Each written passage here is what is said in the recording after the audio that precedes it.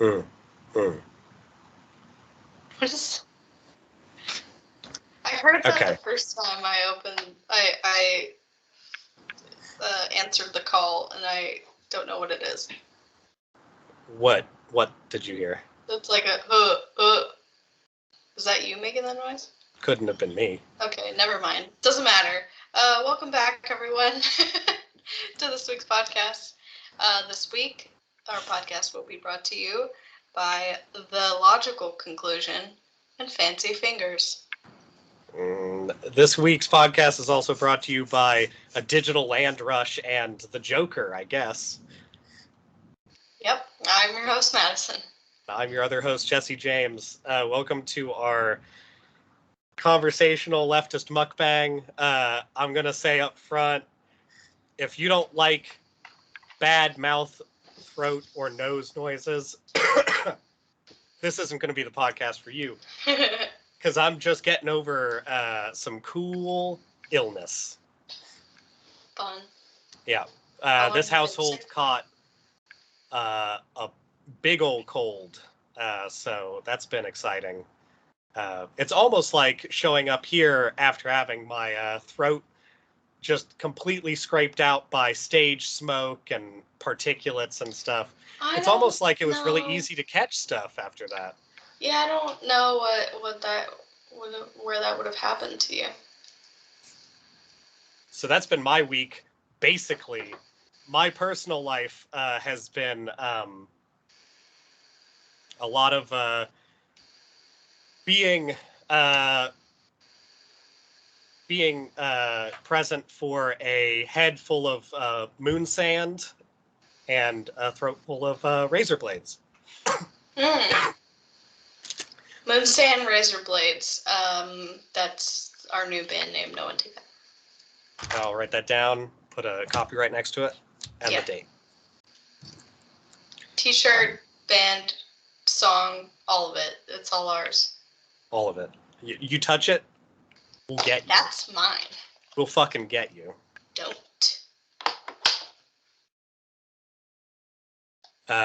Well, in actual important news, what are you eating? Because I heard you may have some maturash. Well, yeah, you've got Here's some... the first course. Yeah, does anyone want some absolute garbage ASMR real quick? Yeah.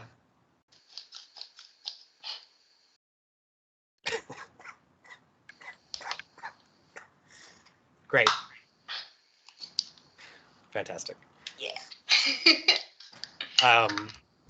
I mean, it is good ASMR. I'm actually going to jump in. I have my first item right here, and it is honey-flavored Dayquil. Ooh. The only thing that I was able to get that had all four of the things that I want in it for my terrible, terrible body is this flavor and this flavor. You've had Dayquil, everybody watching this. I'm almost certain of it. Madison, you've had Dayquil, right? I think I have at some point. I can't specifically remember an experience with it, though. Or NyQuil, or I've had NyQuil for sure, yeah.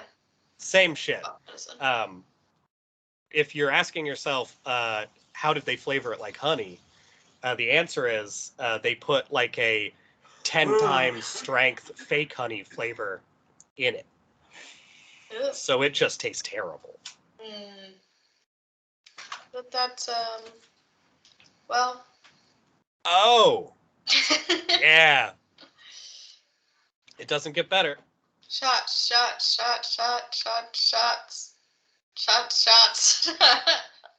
Fuck. That's real bad. It's real bad, but it does help me not want to die. Yeah. So I'll take it. That is a plus. I have a somewhat small food trash haul today. Yesterday, the the new set of TFT came out. And so I just got high and played a bunch of TFT and DoorDash and Taco Bell. That sounds fucking dope as hell. It was pretty good. And they have a new box. I can't remember what it's called. It's like the equivalent of the Cravings box, basically. But Okay. it had a Doritos Locos Taco, a chalupa, and the like beef burrito or something. So I got that, and then I ate the rest of it for breakfast this morning, and now I have all these sauce packets. You got that fire sauce hookup? Oh yeah. Excellent. So much fire sauce. So might get into those later. Who knows? Then I have this. These are, I've never had them before. Juicy Drop Gummies. Okay. Chewy gummies and sour gel is what it is advertised as. I'm not really sure if it looks like you apply the gel to the gummies. Okay. All right. So let's see what these are about. Actually, before I get into those, I need to open a drink because this sin is already killing me. This is a Mango Ultra Fiesta Monster. Jesus Christ. Good. This is what we do when we're not drinking. Would you grab the It's Monster out of almost worse. Yeah, it is worse in its own way for sure. Mango Fiesta, hell yeah. That has some stank on it. Oh my god. Would you give me a description of those flavors? It smells like BO. Like, I opened this and immediately was, like, hit in the face with just... Ugh. It smells like you have a tropical deodorant that, like, does not work. You're never gonna blow up if you don't do that.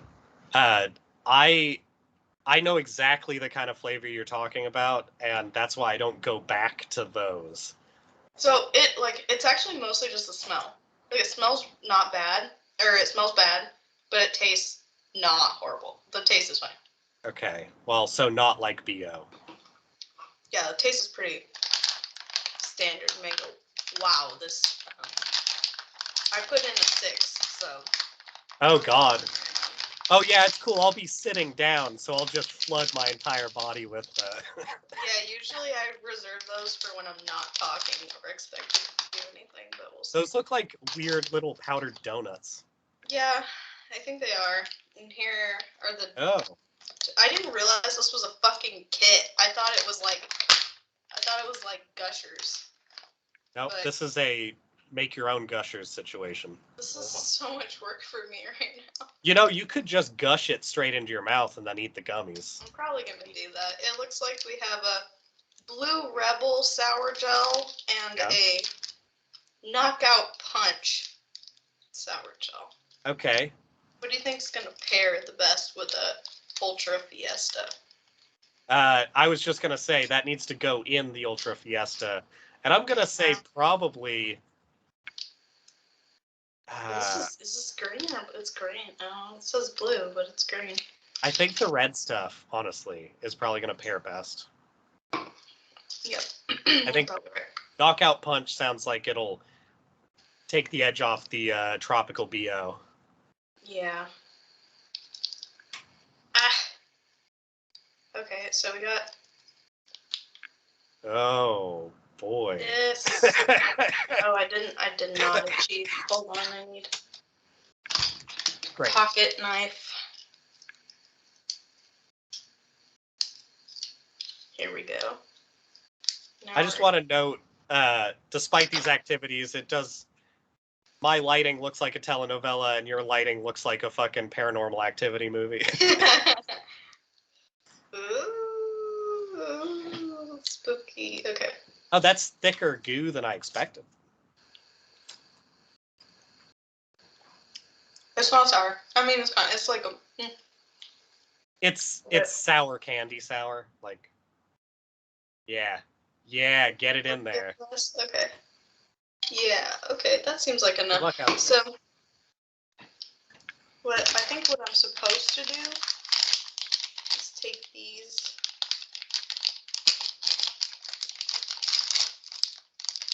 little weird gummy donuts. Yeah, and then squeeze it into the middle. Yeah. Oh boy. Yeah, just get down. Get down there. This Enjoy. has like no Halloween packaging or marketing on it, but this looks exclusively like a Halloween candy. That looks like Halloween only candy. Yeah, absolutely.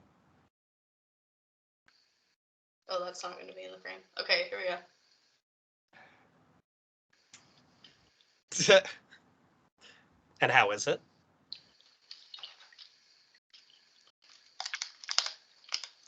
Yeah. It's fine. It's sweet and slightly tangy, like all things you get. Yeah. It's I would say not worth the effort, but I'm just gonna go ahead and Yeah. But now I you've have got a lot of goo. now you've got multiple treats at the same time. If only I were like a candy person that could actually eat this at a consistent rate, but I know all the shit's gonna be in my room for like a year probably. Yeah, you're kind of like me when it comes to candy. Like I eat a little There's bit. more sour after the gummy. Ooh. And now we try the mixture. I hear cat. It tastes the same because I assume it all sank to the bottom. So it'll be a fun surprise once we get there. Yeah, once you then I drink have all of this that. to recover. Okay. And this is also going to be sickeningly sweet. So Yeah. I don't That's know a why I said better pairing with Zin, I bet, though, the tea. that's usually my go-to pairing with Zin. So, whew. Yep. It probably will be that soon. What do you got?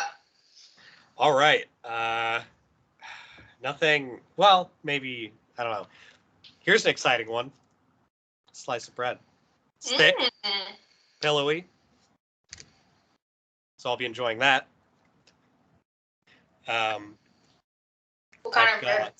It looks like sourdough, but maybe not. Yeah, it's like a really, really light sourdough. It's feels somewhere in the middle between sourdough and French, honestly.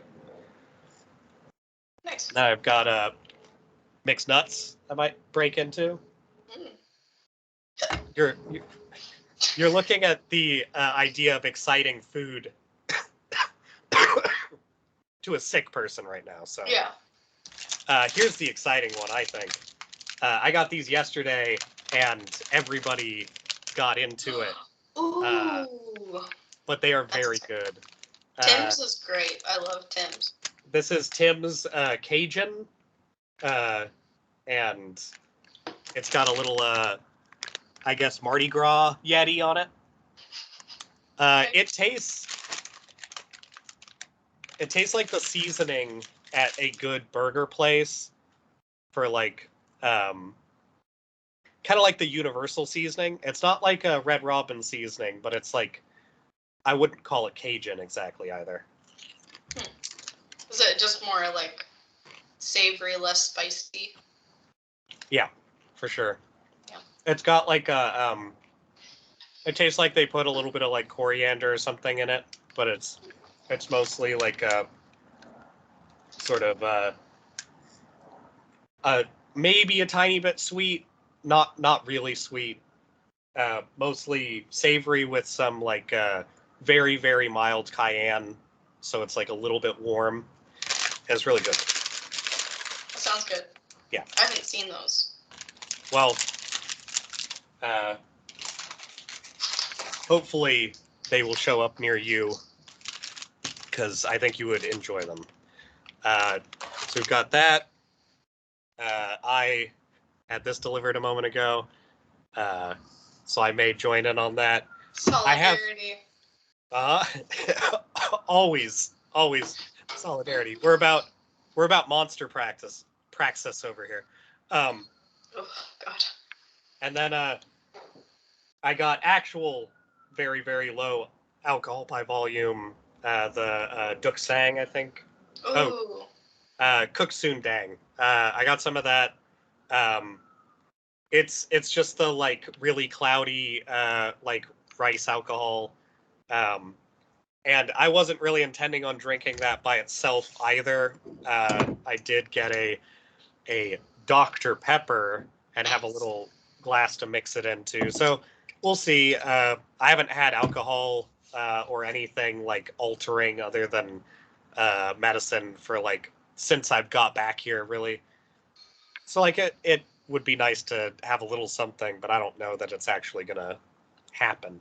Mhm. And then I got water, but I've got some. When I got back, I got some gift chocolate chip pumpkin bread on Halloween, Ooh. and this is like the remaining third of it. So I will probably have some of that. That looks good. It's very good. The first piece because it's really like dense and thick. I tried out mayonnaising and frying it, and it was incredible. But it was also like probably shouldn't do this. That's a dangerous trick to know, the But mayonnaise. yeah, on the mend, I'm being more responsible with like how I'm eating. But when I was like deep in it, like a day or so ago, it was just like, hey, if it sounds good, I'm gonna eat it, and that was one of those things that happened where it was just, fuck it, I guess. I think that it's always good when you're sick to have one day of like fuck it being sick. Yeah. Where you just embrace anything you want, and then after that you should probably do um, something for Yeah, your like body. a lot of water, a lot of stuff that matters to you living through it, I guess. like this big ol' thing of mixed nuts. I was super tempted at the gas station to get a bag of sunflower seeds, and then I realized that is not a spectacular podcasting food. It is a tough one. Or maybe on another podcast, a very spectacular podcasting food. Yeah. I think it's not going to be that long till the 100th episode. ASMR extravaganza. And I'm going to warn you early. So we're on episode 87. We were talking about theme songs not long ago. So I'm thinking, hey, maybe for the episodes leading up to episode 100, maybe I just try out some theme songs at the start just to see, Yeah. just see if anything sticks. They'll be good. I mean, we already have some verses written for a song called "Fuck You, Tyler." Yeah. But that could be something else. Oh, I mean, that could be multiple things. We don't have to put our art in a box. Come on. That's true. I like the idea of like in a lot of podcasts I listen to, they have just like little audio clips. Like in Hassan's podcast, he has the Weasley Little Liar dude. Uh-huh. That one's pretty good. We just gotta figure out what our outstanding clips are. Hey, So people should let us know.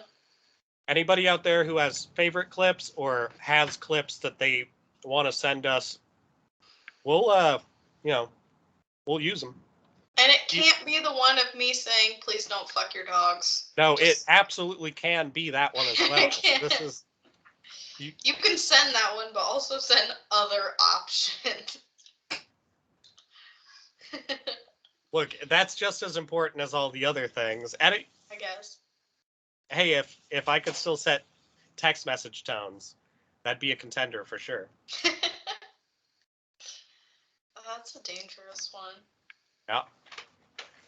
Yeah. I have recently learned, I guess, well, not recently, like 6 months ago, Alex has his phone set up to where whenever he plugs it in to charge, it says, what the fuck does it say? It says, like, thank fucking God or something like that in a weird robot voice. Mm-hmm. Every time he plugs it in. Yeah. So, that's an option.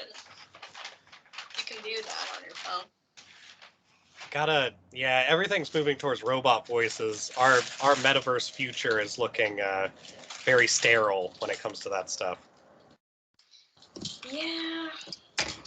Also looking very sterile when it comes to any new ideas, because one of my topics vaguely is the metaverse again, and it's partially because I'm starting to get a lot of video suggestions about the digital land rush, which last week we already talked a little bit about finding ways to further capitalism into our horrible cell phone future, and one of the ways that they are doing that is by selling digital land property, because I guess we got to have it bad enough or we're never going to learn. I don't really know. Yeah. Buying up your own identity. Yeah. Is a commodity, I guess. Also, having everything secured through the blockchain and then looking at how easy it is to actually get into the blockchain that other people have. I see no way this could go wrong at all. No, absolutely not.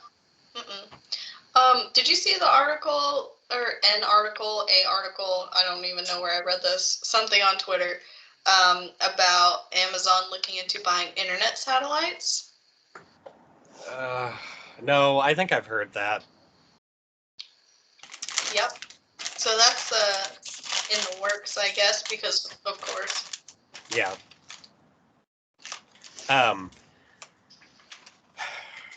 Everybody, I mean, we said this last week, but everybody with money read Snow Crash or Ready Player One or whatever version of that they wanted to, and thought that all of those dystopias were actually a fantastic idea. So now they're trying to get us there by any means necessary. I don't think, like, none of it's going to work is the thing, but it will work enough to be like Facebook 2. And it'll work enough to be like Amazon 2, and that's the worst option. Yeah, it'll work well enough to get us to a spot where you have, like, well, I mean, we're already here. You have, like, 3 options in internet providers, and one of them is Amazon, and the other 2 are owned by Amazon. So, yeah.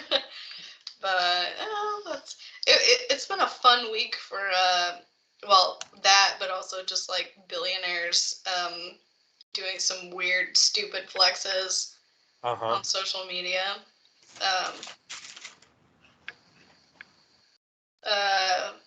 Fuck. Why am I spacing on this man's name? Elon Musk. Yes.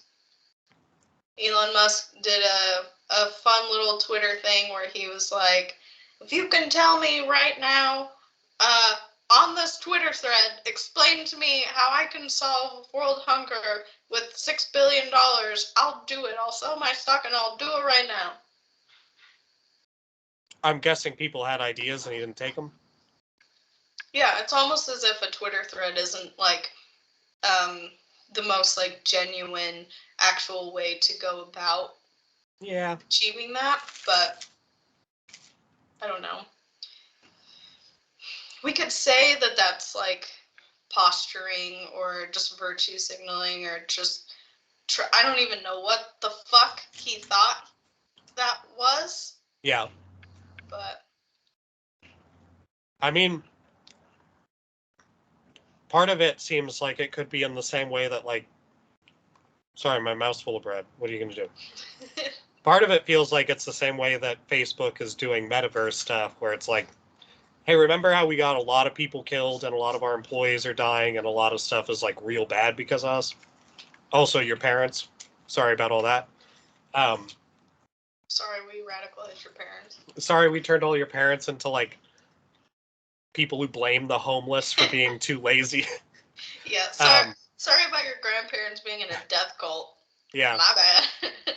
Oops. But if they start talking about the metaverse, something that I think most people inherently kind of understand is like not what they're saying it is. Like it's definitely not the Matrix. It's also not really like and honestly, it's probably not even going to be Second Life with like money behind it. It's probably going to be like a little bit of Second Life, a little bit of VR chat, and like that's about it. And then a whole bunch of advertisements and groups. And like that's nothing. But it sure does distract from all the terrible things that they're doing. Same thing with like Amazon. Like there's tons of stuff that you could be very critical of them for, but if they're, say, talking about the future in a way that people get distracted by, or even just buying internet satellites, something that is advantageous to their taking over everything, but also advantageous to taking the heat off of, say, the suicide boxes in their fucking stores or whatever. Yeah. The at-home guidance for being a happy person and stuff. Jesus Christ. Yeah, this last week I watched more actual TV than I have in like the last 3 or 4 years. I'm sorry. Me too. I was watching the World Series with Alex, and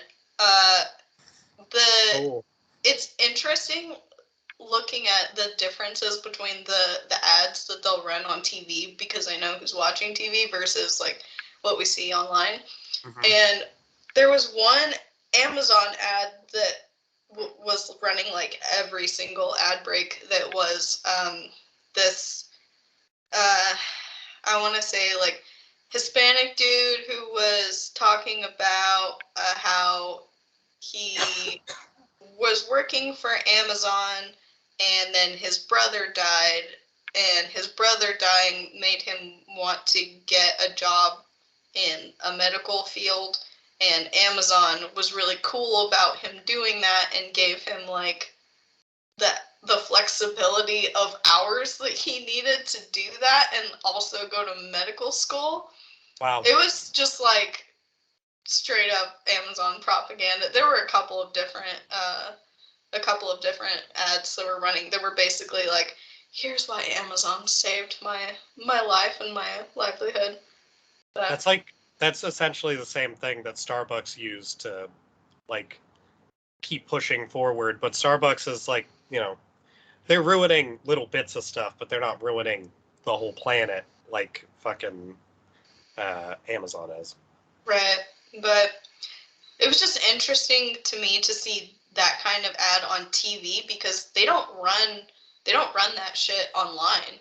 I feel like I've never seen anything so blatantly like, no, really, we're good people online, because I think they just know that people aren't as susceptible, and maybe the people watching sports are. Yeah, people who are watching TV, watching sports. I mean, let's be real. If people are taking the time to watch sports for something like that, they're probably older. Yeah, they're probably older. They're probably boring. They're probably pro police. They're probably pro like company like integration as opposed to like taxation, stuff like that. They probably have a range. Like there's likely a lot of people who have their heart in the right place, but like they're not going to be informed on a lot of stuff if they're fucking taking the time out of their day to do that. Most likely, compared to people who are like. Well, yeah, like if you're talking like general demographics of people who watch TV, that it makes total sense. Like the Nelson stuff, like the things where you're like seeing who's doing what with like media. That seems like your targeted group if you're going to be going after like TV, especially sports and daytime TV and stuff, is going to be very broad and mostly like like less active, let's say, when it comes to like community shit and stuff like that. Or just easier to persuade into the camp of, maybe Amazon's not so bad. They get me my stuff tomorrow. Yeah. Well, that's a bummer. I have definitely seen Amazon ads like that on YouTube, but it's usually attached to YouTube clips that are from television shows. So, yeah, same idea. They don't usually run that stuff when I'm watching, like, BreadTube. Yeah, not a lot of that.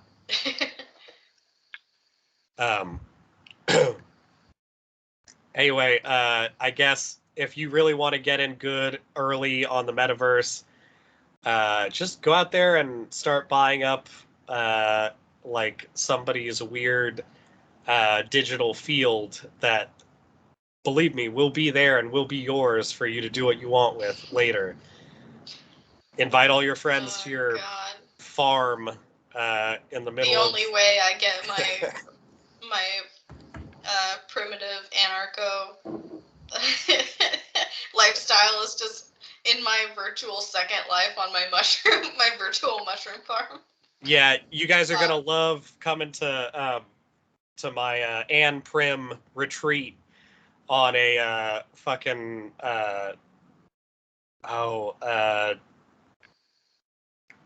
it'd help if I remember the name of that stupid game.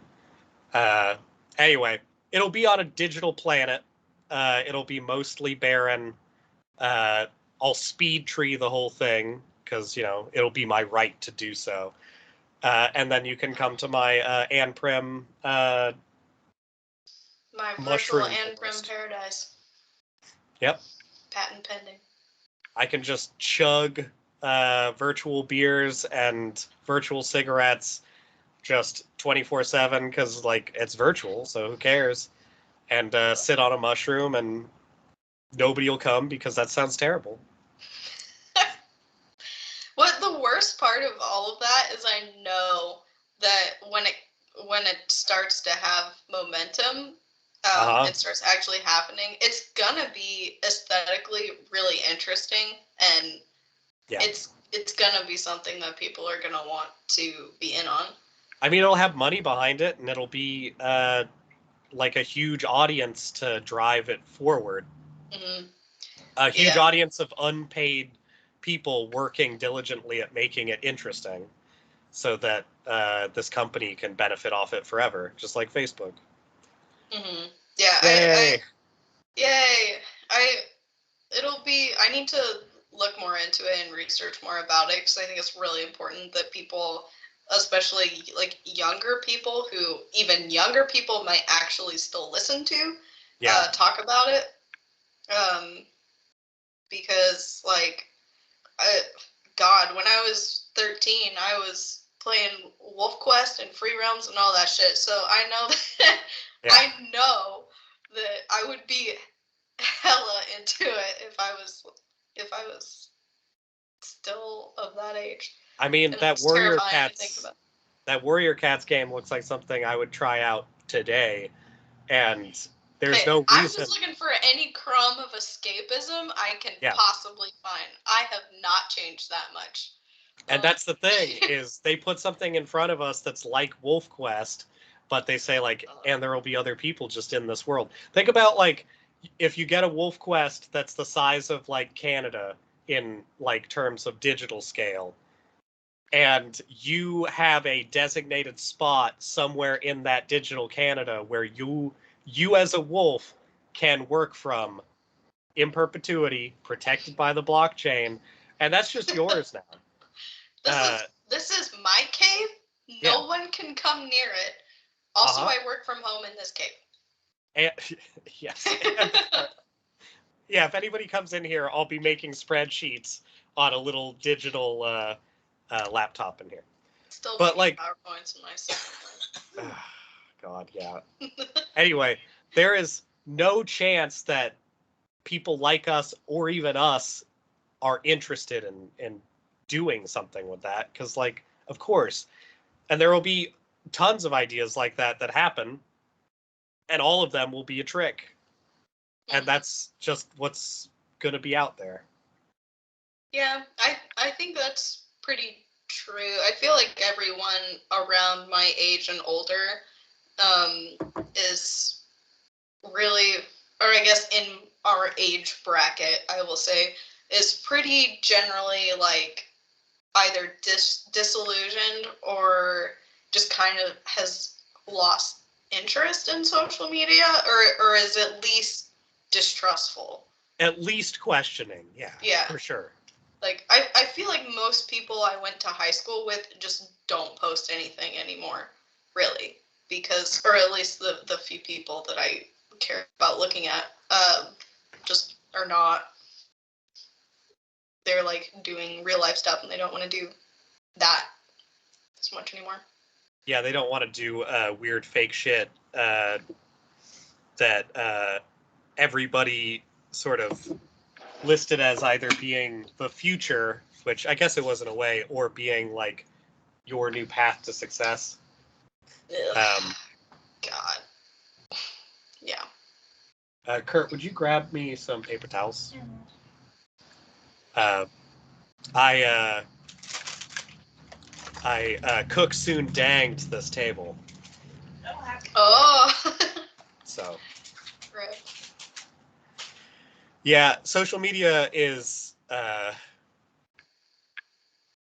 problematic to say the least, but shitty to be more specific. And it sucks too, because much like the metaverse things that I like the idea of, there's plenty of ideas in social media that if it were like sort of run and owned and working for the people who use it, as opposed to the people who like kind of benefit from the ultimate money it makes, it could be interesting. Like, it's true that that stuff could just be a connective force and something that is like useful for everybody. Oh yeah. Yeah. I love that aspect of it. Yeah. I'm just super over the using it as a means to not be poor and like have and have food and shit. I mean, let's be real, not be as poor. Sure, Like there's very little riches for people coming out of social media unless you hit it big on a platform. Tell that to all these TikTok teen stars. Okay, yeah, I'm glad that you're keeping with your theme of becoming a grandma early, questioning the youth and their means of getting cash. I feel if I had a michelada or anything, literally anything right now, it would feel less bleak. But no. Well, I apologize for touting my amazing fortune of very mild alcohol. How dare you? It's all right. Hey, over like Halloween, well, like, so you were visiting. We went out and got. Did we go out and get drinks a couple of times? Yeah, we got drinks at places or like had drinks here. So Nights. You do remember that Jenny's birthday we had. Yeah. Like we had what would have accounted to be 10 or so drinks apiece by the end of that night. We did good. We did good. Yeah. That night. And then after that, I did the Halloween murder mystery costume party. Yep. That was also a fair amount of drinking. I would imagine. Yeah, and then, what was it? Tuesday? Monday or Tuesday, I went to Chili's and got a margarita. Okay. All right. Okay. That's fine. It was fun. I mean, like, I want to next time I'm around, I want to go to the Denny's Lounge. So it's not like I'm on some high horse or anything, but like No, we're still going. We're but going it's to Steady Slim. hell yeah we are. But it is a recognition that like the idea of trash keeps expanding. Like our sort of true possum selves are only going to get more fucked up the longer we do stuff, which is fine. It's probably the way it's supposed to be. It's just what some people might call unsustainable. But I guess we'll find out. Yeah. I mean, I'm not here to live forever. Fuck that. Yeah. No. I got If my sour slime and my monster, and I'm ready to die.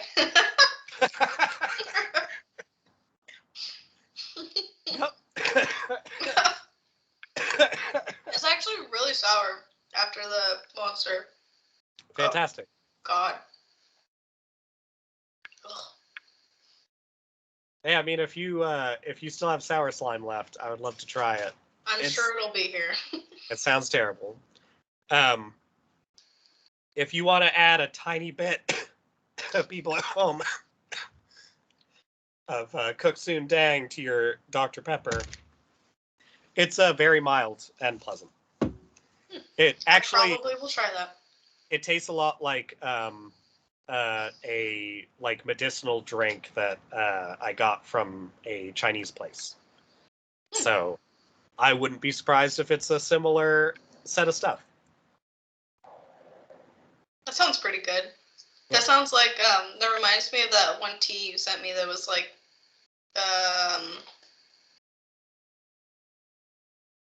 I want to say like Coca-Cola flavor, cola flavor. Yeah, the cola tea. That was stuff's good. I like that. Yeah. Russia and China have some kind of amazing teas.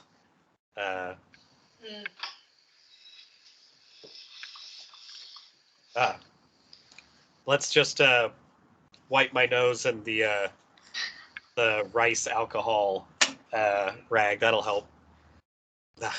Anyway. Yeah. Just absorb it through your nose skin. God.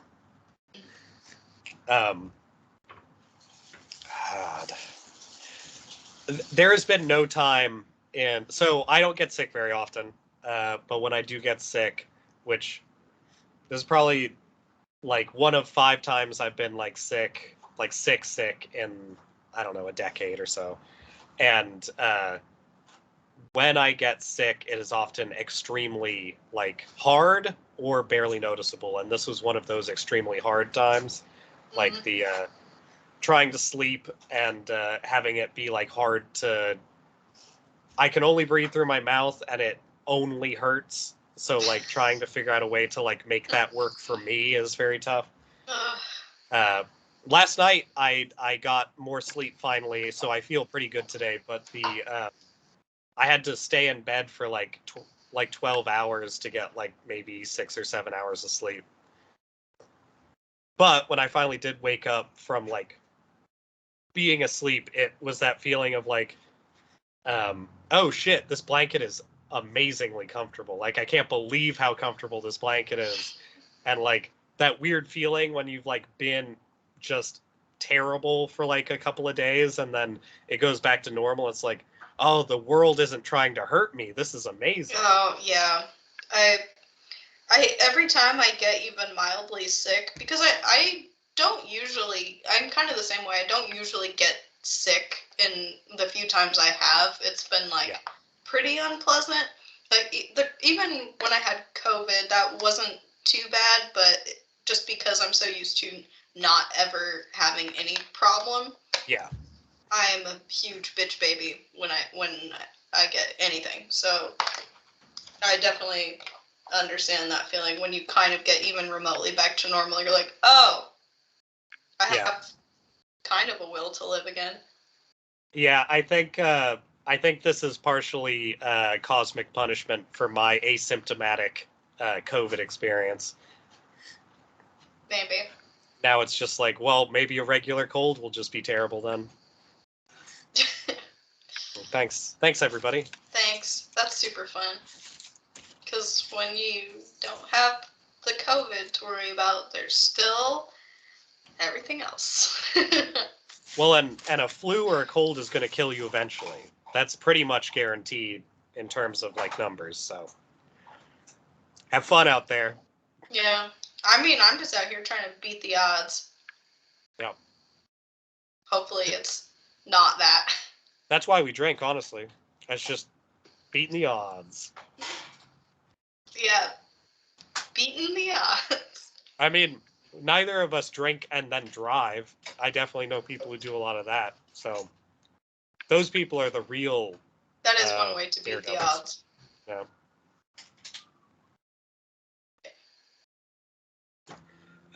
Let's see. Speaking of beating the odds, I think we should get into where our co-star is at. Oh yes, our weekly co-star checkup. I actually haven't checked this today. Oh, perfect. Let's see. Are you gonna be mean or are you gonna be nice? Yeah? Okay, I want to know what yours says first. All right. At the top, it says your needs have a right to exist. Also, it says a green flag for you is when they remember your complicated coffee order. But I don't have a complicated coffee order. I was going to say, I feel like your complicated coffee order is not that. No. It's pretty straightforward.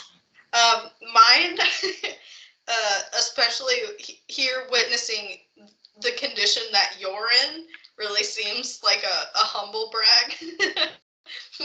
Mine says, you are still living and breathing. All right. Thanks. Thank you. Ooh. Are you retreating into your head today? Crisis follows you like a shadow. Nice. Oh, cool. I thought I was just living and breathing, but apparently not so much. Do big blanket, sleep lines, and therapy. Okay, I'm a little annoyed at how often therapy pops up in my do's. I mean, it's not wrong. It's not, but it doesn't have to be so annoying about it. Don't heavy lifting plastic, and anthills. Oh. Okay. All right. That's nonsensical. Anthills. Okay. I feel like that's pretty easy to don't do anthills. I don't know. Is that... I didn't do any heavy lifting today, but I am doing a lot of plastic, I feel like. So... I mean, a lot of the stuff you're eating is probably 90% plastic, so... I think it qualifies. My green flag is when they say nice things about you, even when you're not around. Nice. Stop. I think Stop it. I said, well, I at least said things. I might have said nice things about you while you weren't around today, actually. Oh, thanks. Mine says do naps. All right. Yep. Used bookstores and the ocean. So I'm going to do the ocean later. That ocean. It's going to be great. And then it says don't secrets, pessimism, or people pleasing. All right. So it's basically saying like, hey, be happy and honest, but also like just take a nap. Just check out. That's some decent advice. I would like to do big blanket and sleep lines. Hell yeah. That stuff all sounds good. Now, in less sounding good. So I think this was from Sunday, maybe.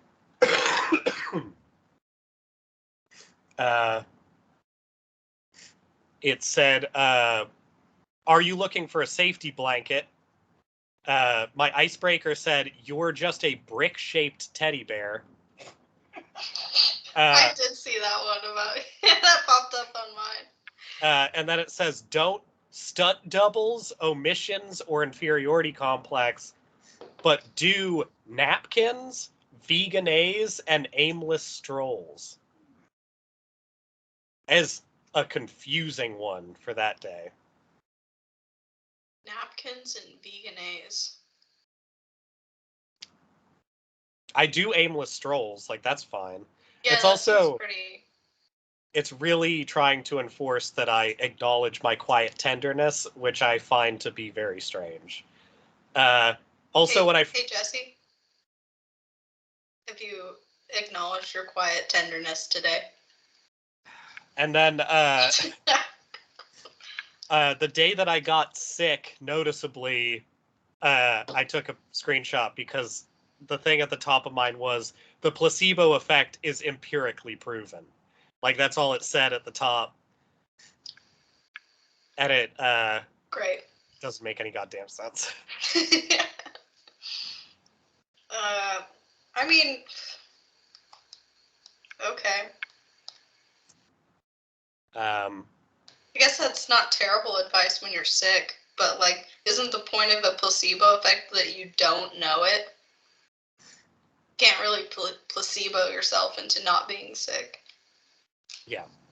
The placebo effect would be if I was completely convinced that Monster Energy drink would cure my illness, and then it did.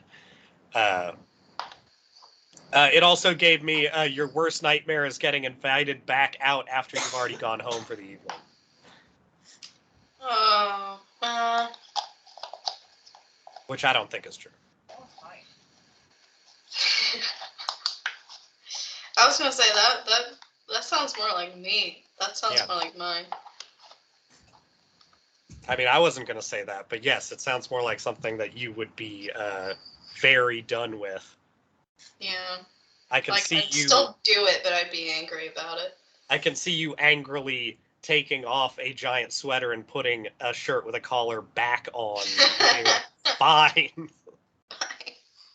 Fuck you for including me.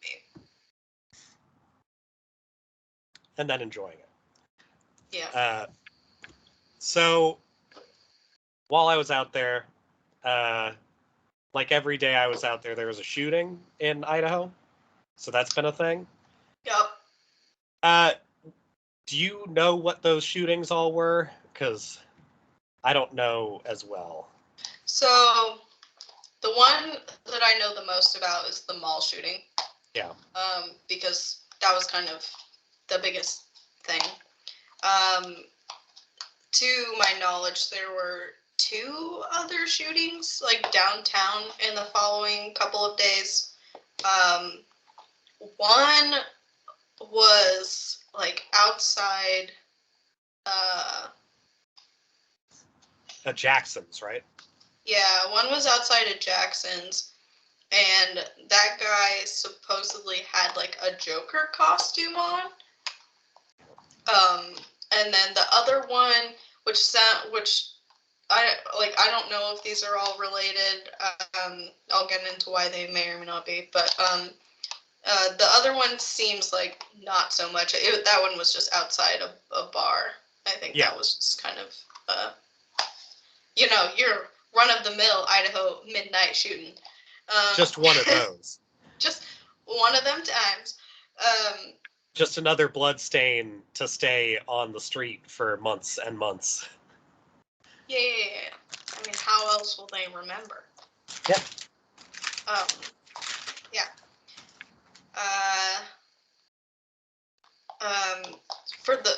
As for the mall shooting, that one was done by. Yeah. I don't know his name. I don't care.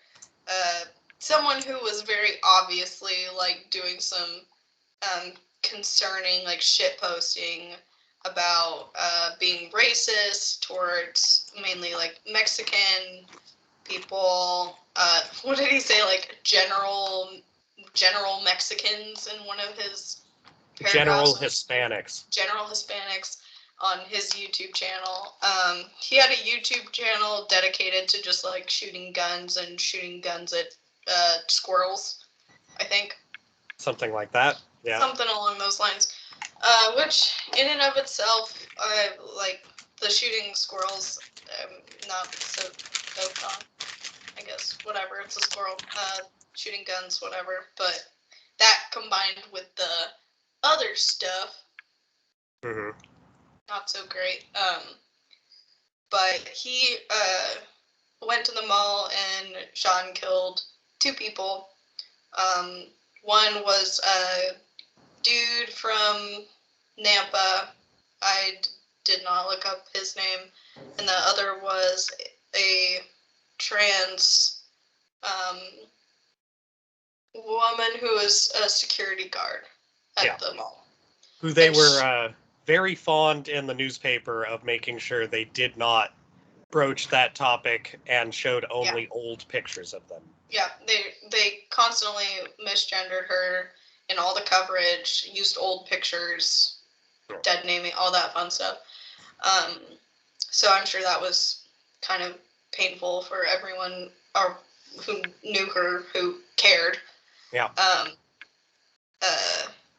And I wouldn't be surprised if that was a part of the motivation. Also, the guy from Nampa was Mexican, so he, this is probably a hate crime, and that has not at all been, it's not at all been covered as a hate crime. It's mostly been talked about as like Idaho's first mass shooting, because, okay, I guess we haven't had any like big ones yet that we care about enough to like label it that. Yeah, but big ones that you care about is a really key part of that phrasing. Yeah, I do need to do a little more research on like the gun violence statistics in Idaho. I know that a lot of people tend to assume that the reason we haven't had any mass shootings is because like we have a lot of people who concealed carry, but I don't see that as really, I mean, that definitely didn't help the mall situation, because to my understanding, it was the cops who shot him. Yeah. So, I don't know, like, and mass shootings are, while they are a problem, probably the biggest problem for us is just your run-of-the-mill, outside the bar shootings that happen frequently. So, well, they happen frequently, almost like everybody's carrying a gun. Yeah. Yes. Mm-hmm. So fun. I'm surprised it didn't happen before now. Honestly, especially with how many just crazy gun nut people we have here. But I feel like a lot of the people who are really objectionable in Idaho lay pretty low, kind of like Eastern Washington. Yeah. And then it's really been like people trying to stir up like Red Scare shit again has got people on edge, because everybody's convinced that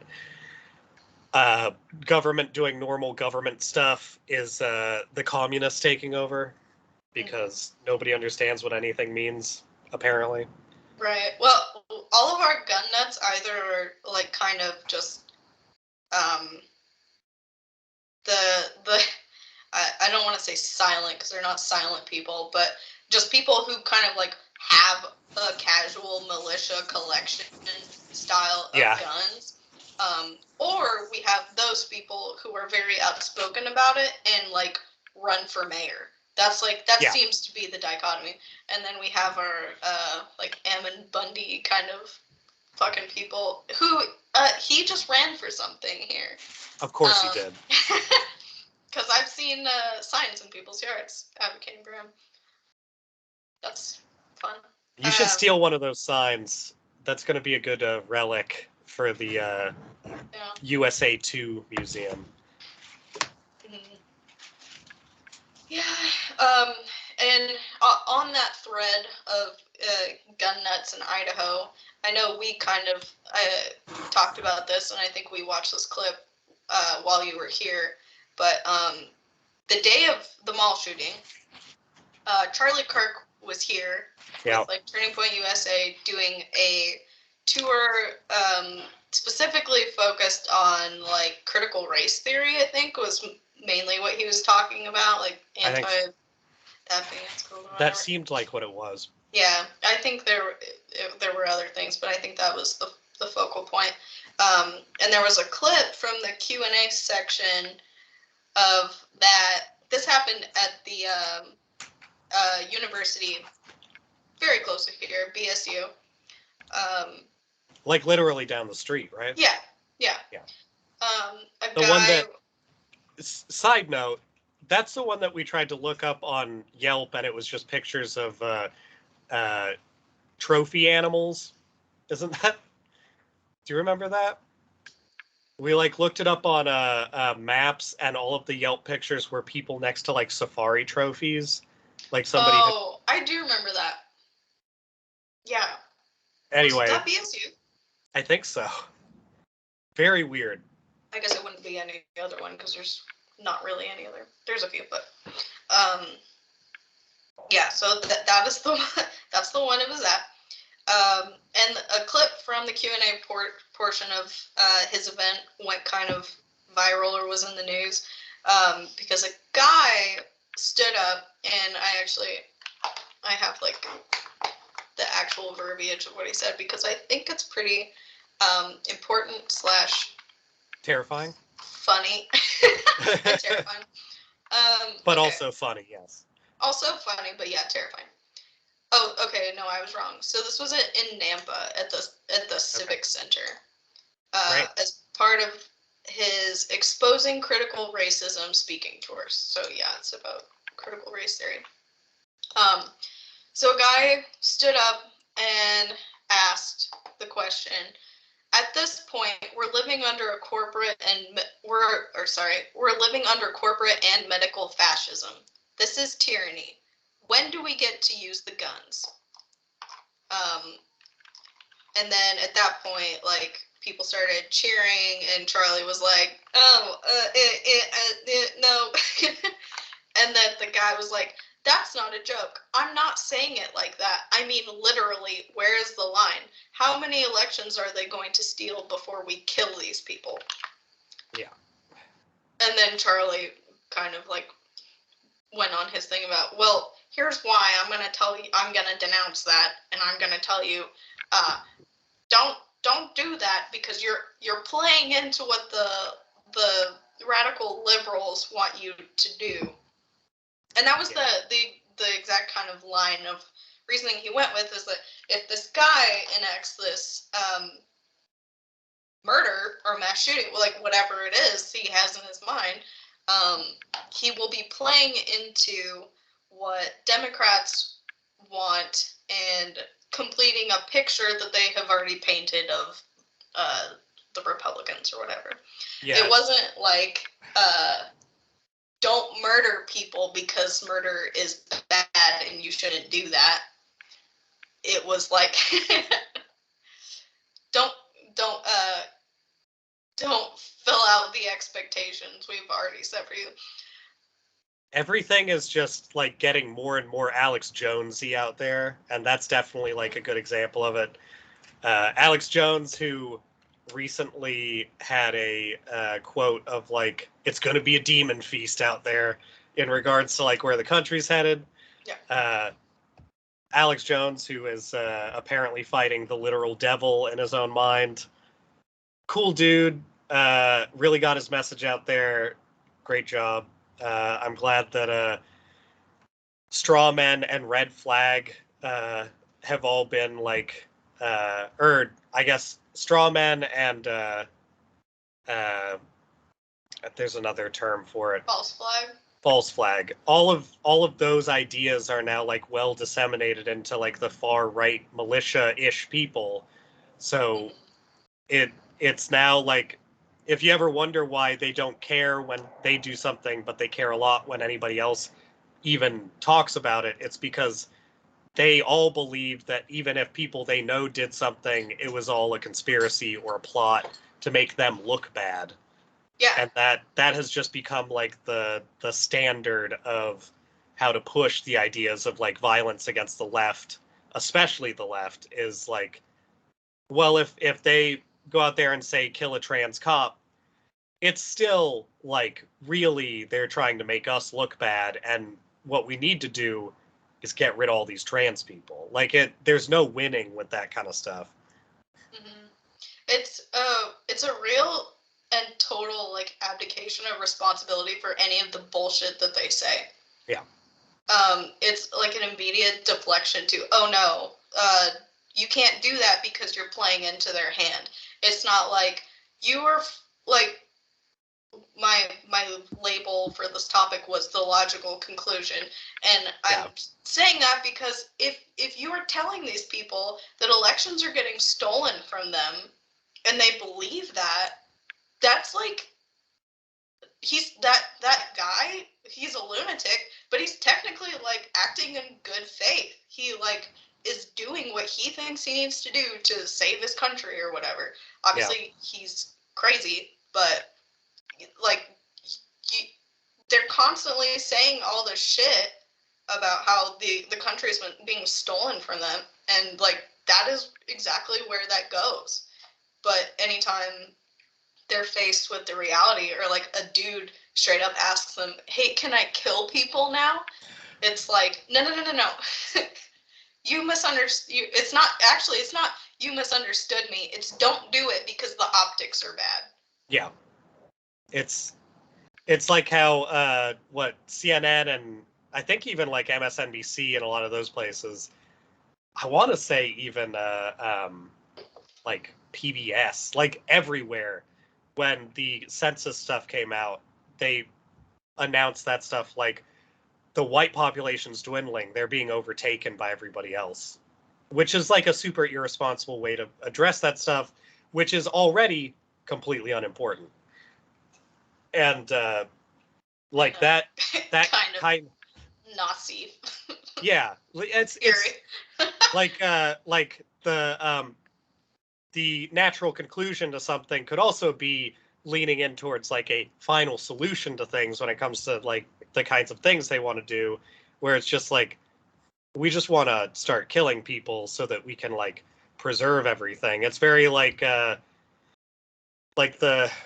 14 words type stuff, where like it's, if you're not a critical thinker when it comes to like how like race and politics actually work, if you think that like racism towards white people is even a thing and not like people just being upset at a class that has such complete control over so much of the world, like it's very easy to start like believing things like, you know, it's not that we need to fix things because we need everybody to be like even. It's because other people don't like us and they're trying to kill us for it.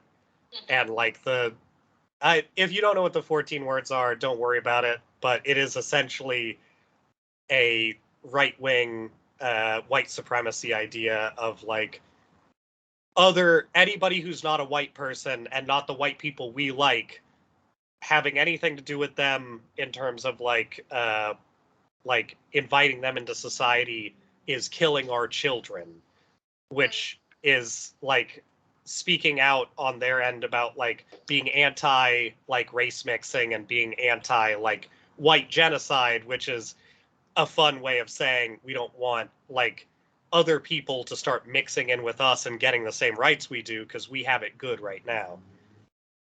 But it's really effective if you're not like thinking about it like people's rights, and you are thinking about it like being victimized, which is where this guy at the Charlie Kirk thing is coming off. Yeah. Like, if you think you're a victim and you think that, like, the COVID shots, for example, going to kids between 5 and 11 is literally killing your children, then it is in good faith. Like, those people, you don't have to be smart to be acting in good faith or critical to be acting in good faith. But we have to have some way of actually talking to these people beyond just having, like, Jon Stewart yell at them on a TV show that they'll never watch, you know? Yeah. There's gotta be... there's gotta be something in the middle that's not just Jon Stewart. I'm trying to think of the other guy. I can't remember his name. Stephen Colbert. Oh, yeah. Yeah. Well, like, and that's why things like communism and socialism are the path forward, is because they ignore the top and they focus on organizing the bottom, which means you're talking to all those people who want to kill you, but you're talking about the things that you actually want together. And then the people who have all the power have to be against you instead of putting you against each other. Right. Like, it's kind of the only way to move forward, and it's kind of the only way to, like, make amends between people, but that's why it's so demonized, because you can't have, like, everybody with lower wages talking to each other about, like, how to make their lives better, because that's a huge threat to the people who it's in their best interest to not make our lives better. Speaking of that, have you looked into this infrastructure bill? No, not in any, like, meaningful way. I've heard bits and pieces of it. I'm kind of, Checked out? gotten sad about it. Yeah, gotten sad about it's a really good way to put it. Yeah. What's the latest? So, I sent you that quote. I think that really says it all. Would you read that, actually? I feel like it's sensible. It's to the point. I feel like I need, like, a kente cloth to read this. Yeah. You got to get dressed up for this one. I gotta do my Pelosi cosplay, which would be a terrifying thing that I probably will attempt at some point. You're. It was, yeah, I get to. It was not a good night, Pelosi acknowledged. Getting the job done, producing results for the American people, is always very positive. So just coming from a place of really knowing nothing about the night she's talking about, or, like, what exactly happened, what the fuck does this even mean? Yeah, exactly. It was not a good night, but we got the job done, I guess. Like, that's the most, like, centrist version of that you could possibly have. The, like, hey, look, everybody's gotta, like, take one in the arm once in a while. We did what had to be done, and it's like the losing speech after a basketball game of just, like, we got out there, we played our best game, we had some problems, and, you know, we just get up and do it again tomorrow. Like, that's what it feels like. Except she's like, it reminds me of the spiel I give, like, clients when something is due tomorrow and I haven't even started it, and I'm like, yeah, you know, things are going great. It's in progress. I'll let you know if I need anything from you. I'm going to be up till 3 working on this because I haven't even started it. Actually, that's a perfect example of, like, look, it's the front-facing, like, official version of, man, I even haven't done that shit yet. I haven't even started. Like, I wish you would stop asking me about this. It's real tough. I don't know. Fuck off. It's the, like, politics speak for, like, oh, God, why are you bringing this up? Just, like, fucking leave me alone, please. Just send me an email I can ignore. I don't need this right now. I'll check in later. Let's circle back. So even though CNN has done a lot of shitty things lately, like all of these places, they have, as of, like, this is updated on Halloween. So it's about the most recent thing people have up. 4 to 3 days is like the most recent info, other than a couple things, which I'll mention. First off, I want to say it was like 2 days ago, the official like Democratic here's the infrastructure bill web pages and stuff just had the wrong info on them. They just said a bunch of stuff that had already been taken out, and they were advertising it as like a big deal because of those things that they weren't doing. So that's cool. But CNN has a breakdown of like where the bill's at, what's in it, and what isn't. And it's it's still got some issues, but it pretty much lays it out. So pretty currently, what's in it is $110 billion for roads, bridges, and major infrastructure projects, which is like, yeah, isn't that just government spending? They're focusing on climate change mitigation, which who knows what that means. Like saying you're focusing on it when it comes to 110 billion could mean that like 10 billion goes towards that stuff. But I would imagine what that really means is they're going to replace some bridges or streets with materials that can withstand our horrible future. Or more specifically for our country, they're going to replace it with materials and types of structures that some company somewhere said would probably be fine for the future, and then half of them will fail. In any case, doesn't matter. And that's been the rest of it on a really cool marketing campaign telling people why they're the problem with the Earth.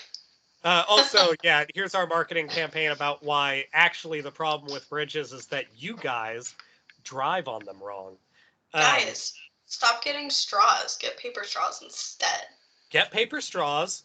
Don't worry about Plant the fact. a tree. Don't worry about the fact that if you do drink half your drink and drink half of it the next day, like a lot of people do, your straw will cease to function. That's not why we did it. We wanted it for the turtles. Anyway, so then we've got 39 billion for transit and rail. So cool. It mostly says repairing and upgrading existing stuff. That seems necessary. Biden originally wanted to send Amtrak a bunch of money, which he apparently used to use constantly to get between Delaware and Washington, D.C. Cool. But also, it's kind of sad. It'll be the largest federal investment in public transit in history in passenger and rail. So great. So it all works so well, though. Uh-huh. I love the idea of having accessible trains. I hate the idea that we've never funded them, and all of these railway companies are like just the worst. Like, and I get it. The only way they can exist in our terrible society is by being the worst, but also they've killed a lot of people, and that's fun to think about. Broadband upgrade, 65 billion. Improving the nation's broadband infrastructure. Apparently, facts are very scarce on this. There's just money going into broadband. So I guess they'll split the 65 billion into 2 checks and give it to Comcast and whatever the East Coast has. The thing I keep hearing that's like, oh man, at least we got this, is they're putting 7.5 billion into electric vehicles to make them more affordable, more regular car priced, and also to make a nationwide network of plug-in chargers for them to be like used when you're like traveling. Great. I don't know, like electric cars, that's nice. Maybe transit is more important. But hey, whatever. And then improving power and water systems is $65 billion. It looks like it's just replacing pipes so that they can say we tried not to have people be poisoned. That basically looks like it. It does have a note here that says making the system more resilient to protect it from drought, floods, and cyber attacks, according to the White House. So there's that, I guess. Okay. And then there's $21 billion going to environmental remediation, which just says to clean up Superfund and brownfield sites, reclaim abandoned mines, and cap orphaned gas wells. So I guess like the most basic like cleanup of the things we've been doing, we're gonna put 21 billion into having people go and like turn a valve somewhere. Cool. I mean, it's better than not doing it, but that seems to be this entire bill's like emphasis now. All the stuff we should have done years and years and years ago. All right, so that's it. That's the bill. That's the whole bill. So get happy about roads. Woo! Woo!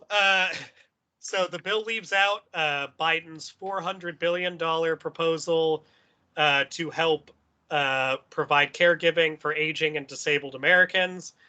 The second largest measure in the American Jobs Plan.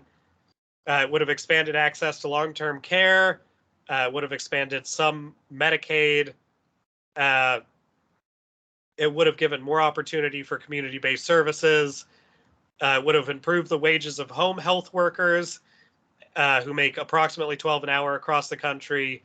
Would have put in infrastructure to give caregiving workers union opportunities. It left out $100 billion for workforce development, which would have helped dislocated workers. It also would have helped them with getting high school graduation stuff to like meet requirements. It leaves out $18 billion for modernizing Veterans Affairs hospitals, which on average are 47 years older than private sector hospitals. So they're probably doing fantastic. It also took out everything that had to do with corporate tax hikes. So all corporate taxation is out of the bill. It was going to raise corporate income tax all the way up to 28%, and it was already at 20%. So that would have helped a little bit, but of course that can't be there. It would have given a minimum tax on U.S. corporations. That's not going to happen. It would have levied a 15% minimum tax on the income of the largest corporations that report to investors, which already seems like loopholes. Let's see. Oh, and then I have to go somewhere else to look at the rest of that. Anyway, I'm not going to do that. Now that you've heard everything that is in it and some of the stuff that's not, they also originally were going to include 12 weeks for maternal and paternal leave. I did hear about this. Yeah. And I think last I heard, they were like, we're getting it back in like yesterday or something, but it was like 4 combined weeks or something like that. It's like, yeah, you guys can take a week off and let that having a baby set in and then get to work, assholes. If you were a real American, you just have the baby on your lunch break and then, come right back. You're the one having a baby, stupid. So weak. Have you seen, recently, I don't actually know how recently this was, Buttigieg and his husband adopted twins or something? Great. And so people were talking about, like, the paternity, because I think they are taking, or he's taking paternity leave, and people were upset about that. Who gives a shit? Yeah, I don't know. I saw some really funny Twitter threads because they posted a photo like from the hospital where I assume the surrogate mother had like just given birth to the twins, and so they were in a hospital. And a bunch of people being like, "Why are you in a hospital? You don't need to be there. Why would you be there? Neither of you were birthing it." Cool. Yeah. Anyway. Really paying attention to the important things. Yeah. But great. Going back to the important things, our paternity and maternity leave situation is laughably behind every other country. Like, horribly. It's Like almost non-existent. I think our proposed maternal and paternal leaves, or maternity and paternity leaves, were getting us up to the minimum of the next place. Yeah, we're at the very bottom. I think I saw a graph or some statistics about this, and I think it was either Germany or I think it was Germany. Yeah. That is like a full, I want to say, like 9 months or something like that. It might have even been longer. But I think Korea gets. I think you get an entire year off in Korea, but you get reduced pay. But like you get paid to stay home with your kid for an entire year, and because it's leave, you are attached to your job still. Like that's all people are asking for, is to like be able to live and also take care of children. And our country is very firm in that there is no free lunch, I guess. Yeah. I love the double-sidedness of the you need to work to earn your keep, but also if you have a baby, fuck you. Yeah. And you like probably are not gonna have a job when you come back. Who knows? Maybe, I don't know. Yeah, it's hard to say. But also you better instill really good morals in that child and be with it all the time, because families where the parents aren't present, the children grows up to be a criminal. Yeah. You don't want to be like those minorities, right? No. Christ.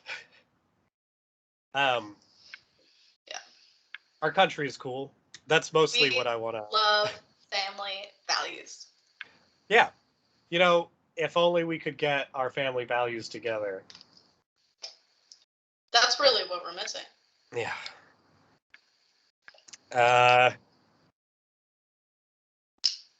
I don't know. Virginia. Oh, actually, no. Before Virginia, be cool if my nose would just be like normal for a minute.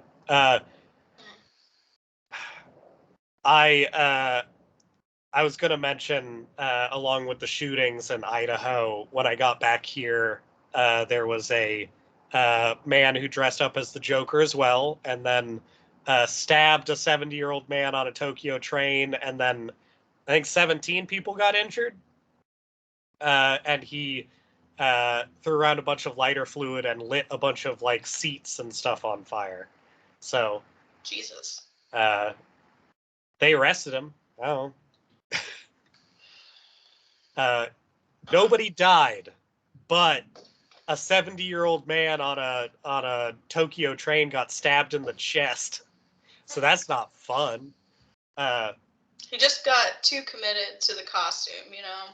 It's true. It is something the Joker would do, stab an old man and then light stuff on fire. But yeah, just got a little lost in the sauce. Christ. Yep. All right, Grandma. So the where does she get the courage? That's what I'm always asking. Not tequila today. No courage to be had. You're getting better at having alcoholic sayings. I like being melodramatic about my 1 week break from alcohol. I'm gonna complain about it a lot. I look forward to the next podcast in which you don't seem like it ever happened. Yeah. Yeah. Anyway, that was bad. Train stabbing, not what you want.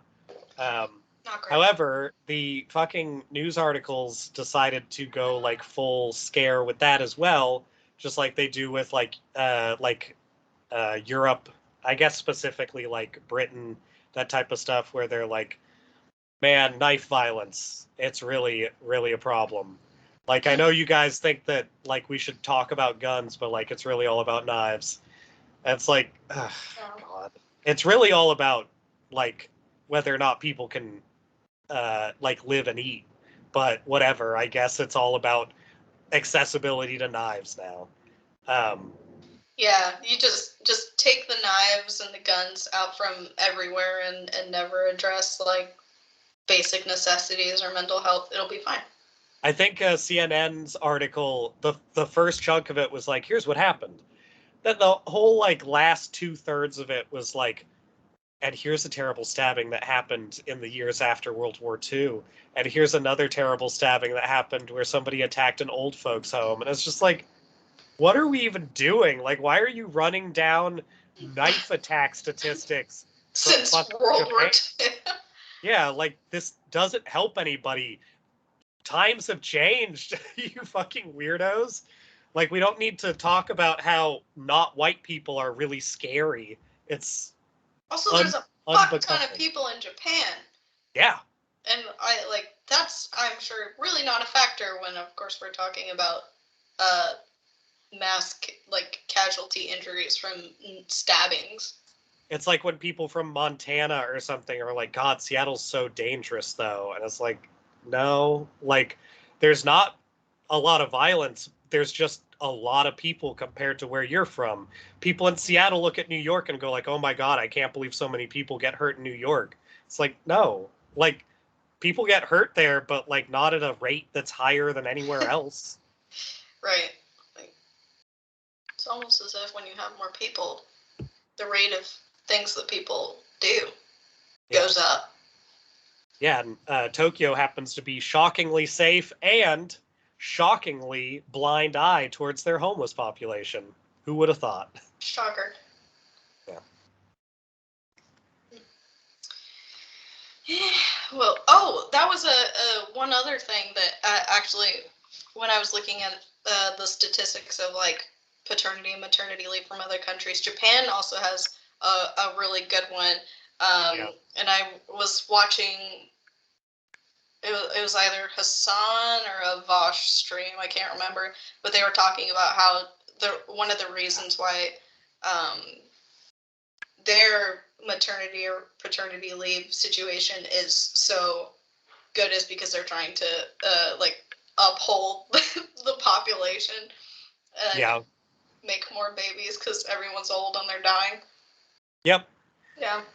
I mean, that's kind of where we're going to be, I think. But our population is extra weird because we have so much goddamn space. Like, we should really take in all the refugees we can and say, like, hey, you know that whole middle of the country that's, like, kind of fucked, kind of Republican and, like, shitty? Yeah. Just fucking go there and have a lot of kids so we can still be a country in 100 years. Because right now, we're not gonna be. Like, we're gonna break down with the kind of shit we have going on. Yeah.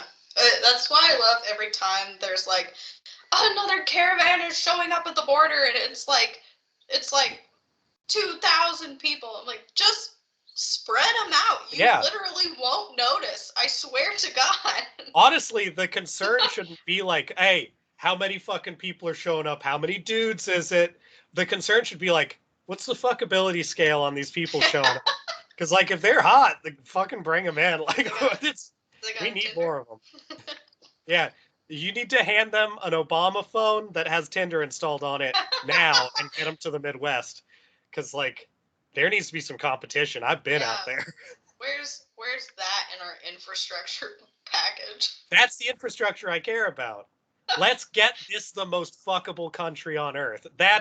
We get there. Fuckable immigrants. you talk about, like, like the future of the left wing is having like fuckable people who tell you about the left wing earnestly. Yeah. The future of this whole country. Get them in here. It can only get better. Yeah. That's the key to everything. You gotta be hot. You gotta be like keeping it real.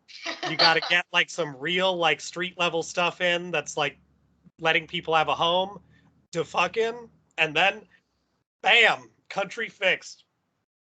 Oh, and get rid of cops. No more cops. I think this is our program.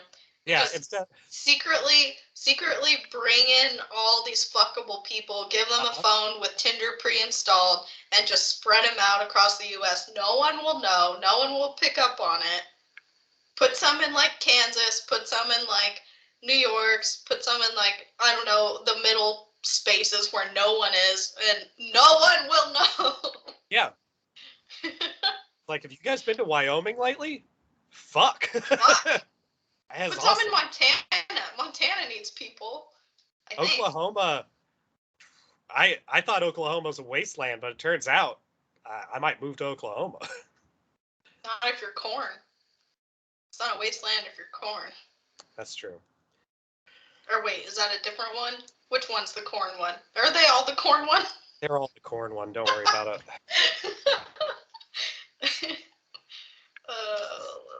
Fuck. Some bold policy proposals coming from this week's podcast. It's real policy. That's the thing. Actionable, affordable. I mean, absolutely affordable. Just a bunch of iPhones with Tinder? Yep. Solved it. So, speaking of fuckability in the most negative way possible, you watch Hassan streams to some degree, right? Or recaps at least? I got deep last night while I was just in a feverish state, watching a whole bunch of The Moment of Truth. Now, have you watched any of this yet? I don't think so. Okay. All right. So The Moment of Truth is a game show, and I didn't know it existed. It's apparently from like the mid 2000s. The Moment of Truth is like, I want to say it started up like right after Black White, appropriately enough. It is the best show and the worst show that's ever been on TV. I'm convinced. So the setup of this, and this is, of course, there's all this political stuff, but I'm like looking up info on like, hey, who the fuck made this show? The real issues. So The Moment of Truth aired on Fox. It looks like it started in 2008, so 2 years after Black White, right? 2006 was Black White. I think so. Yeah. It had 38 episodes, but 15 of those were never on air. I need to see those. The executive producer is a guy. His name's Howard Schultz. He apparently. Sounds familiar. I think it's just his name, but he ran a production company called, and this will be funny later, Lighthearted Entertainment. Okay. And yeah, it is funny now. Yes, it's already pretty good. So he made this show based on what appears to be a show similar that I think was in Mexico, maybe, called Nada Más que la Verdad. I don't know.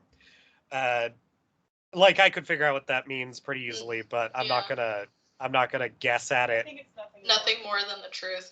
Yeah. My phrasing has always been terrible when it comes to Spanish.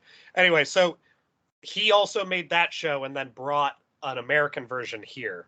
And So they switched it from nothing more than the truth to the moment of truth. Okay, so here's the setup. One contestant. They sit down with Mark L. Wahlberg, their host, who's not Mark Wahlberg. He is another Mark Wahlberg. They sit you down, and they ask you 6 questions. If you answer all 6 truthfully, you get a $10,000 check. Or you can keep going for 5 questions. Five questions. You keep going for 5 questions, 4, 3, 2, and then 1 question. So at the end, you could get $500,000, but you have to answer 21 questions to get there. And before you go on the show, they have you sit down with a lie detector and answer like 150 questions with somebody to develop what they're going to ask you. Okay. Which sounds like, well, they're going to know all the answers and they're already going to be like ready to go. This shouldn't be a problem.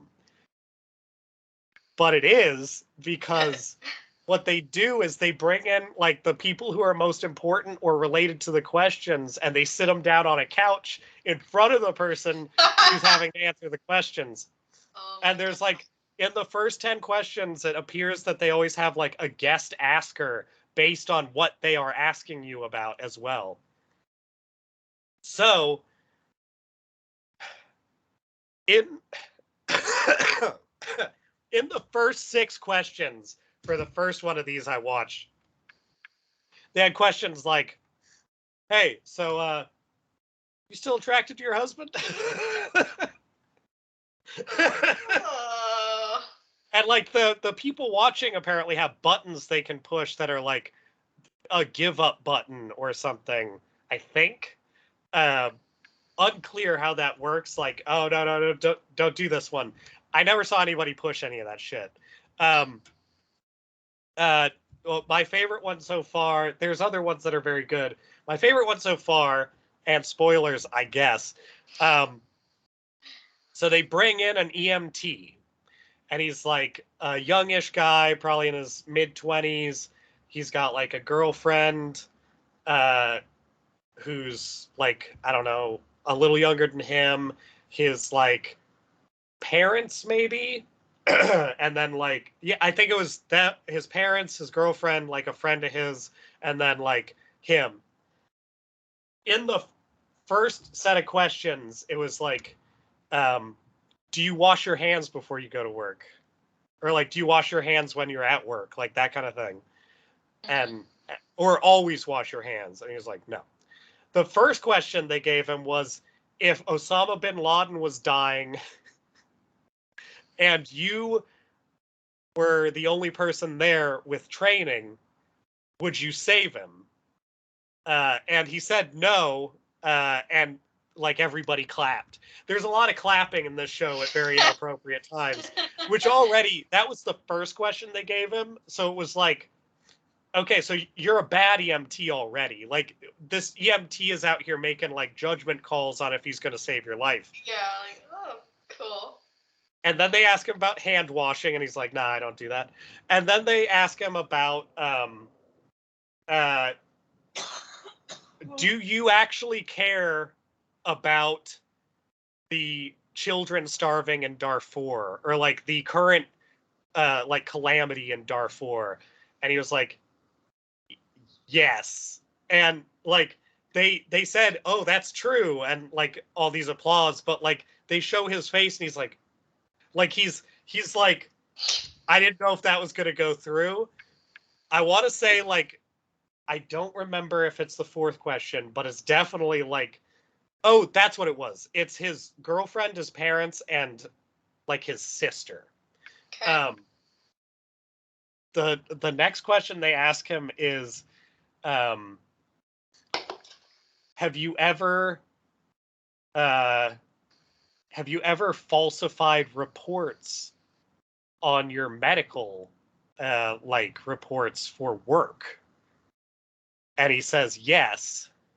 And it's like, okay, that seems bad. We're in the first like 6 questions. The next question they ask is, have you ever touched female patients more than necessary while giving them emergency help? And it's just like these questions keep getting more and more like, because like the problem with the true false setup is you can say whatever you want.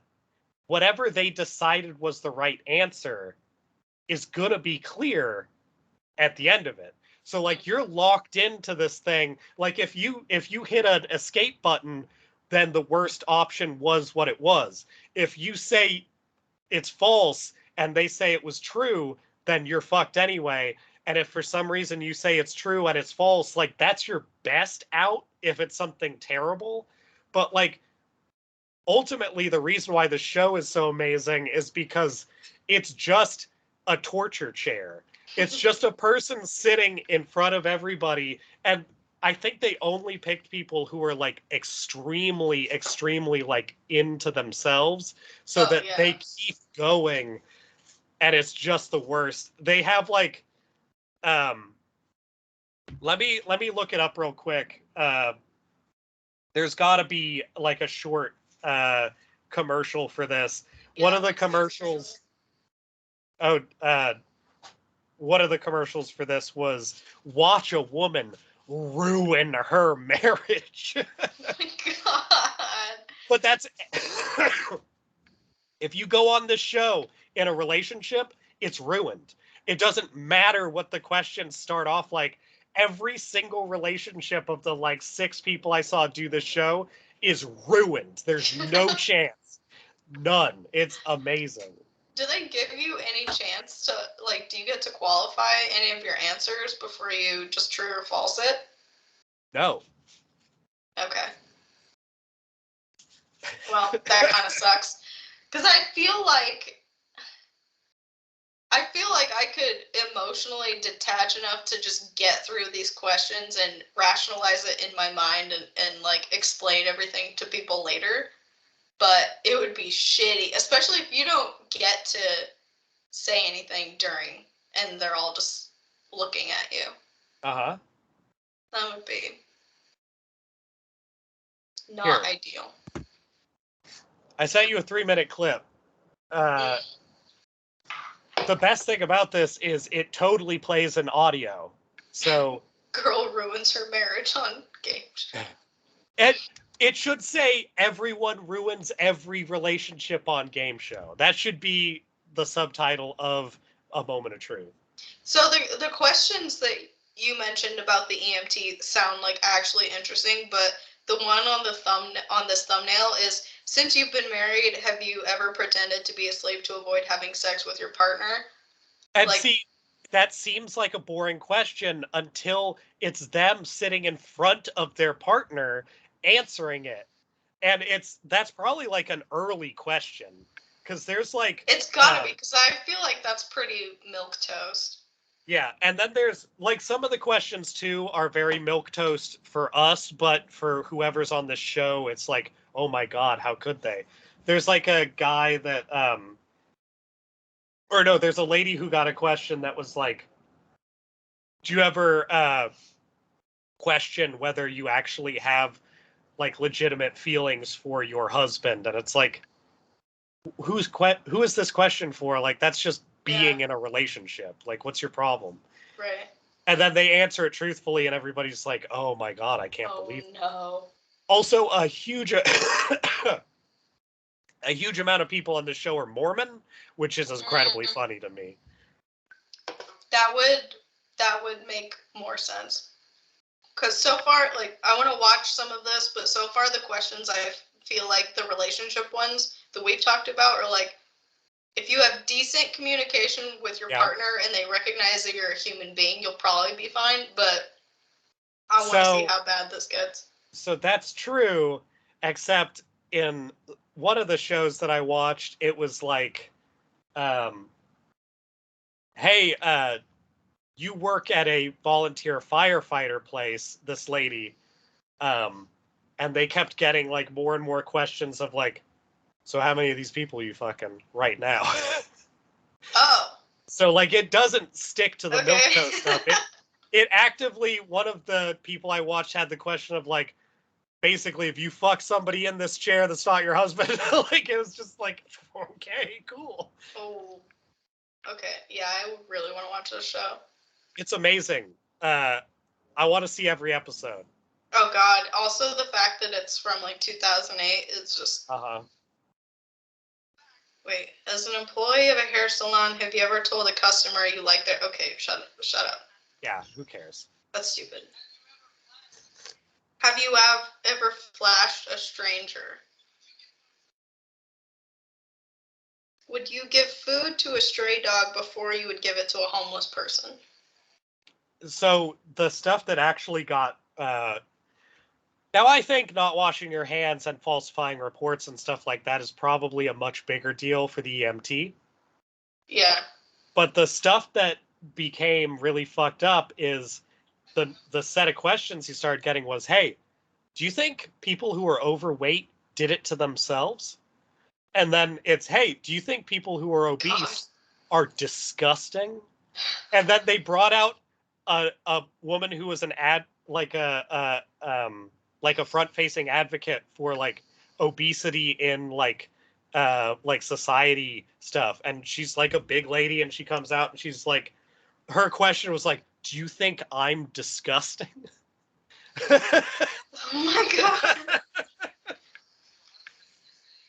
Okay, I think we're into the husband questions. Wait, what? No. Since you've been married, have you ever pretended to be asleep in order to avoid having sex with your husband, Frank? Pretended to be asleep, pretended to have a headache, so yes. Yeah, she's like, fuck yeah, dude. Yeah, of course. Your lack of close friends. Yes, I do. True. Would you ever be a surrogate mother for your sister if she were unable Oh, to have easy. Yes, Easy question. Fuck off. Never. Do you think your parents are proud of you? Oh. parents are above me. True. I'll go for it. Okay. You know things about your father and you keep secret from your mother. Yes, I do. True. You have $25,000. You want to continue? I am really not See, concerned about these money. questions aren't that bad. Feel about Yeah, it. Everything I need to get Okay, over. we're halfway through the clip, so. Do you secretly stay in touch with any boyfriends that your husband does not know about? No. True. Have you ever taken off your wedding ring to appear as if you were single? Yes, I have. Okay, but that can be just like tactical for like getting free Yeah. drinks and shit. This place now. Do you Nearly believe every Frank woman did gets love that a question. boyfriend on your wedding day? Yes, I believe I was. True. One more Okay. question gets you $100,000. Surprise guest. Oh my. Is this This next? is your ex-boyfriend Frank, mind you. Hell yeah. Get back together with you. Would you leave your husband? You can avoid this right now by hitting the button, Frank. No? This should. I don't think anyone would want to hear that answer. Do you believe? Wait. This should be so easy. Yeah. I'm the man you should be married to. Say yes. Oh my God.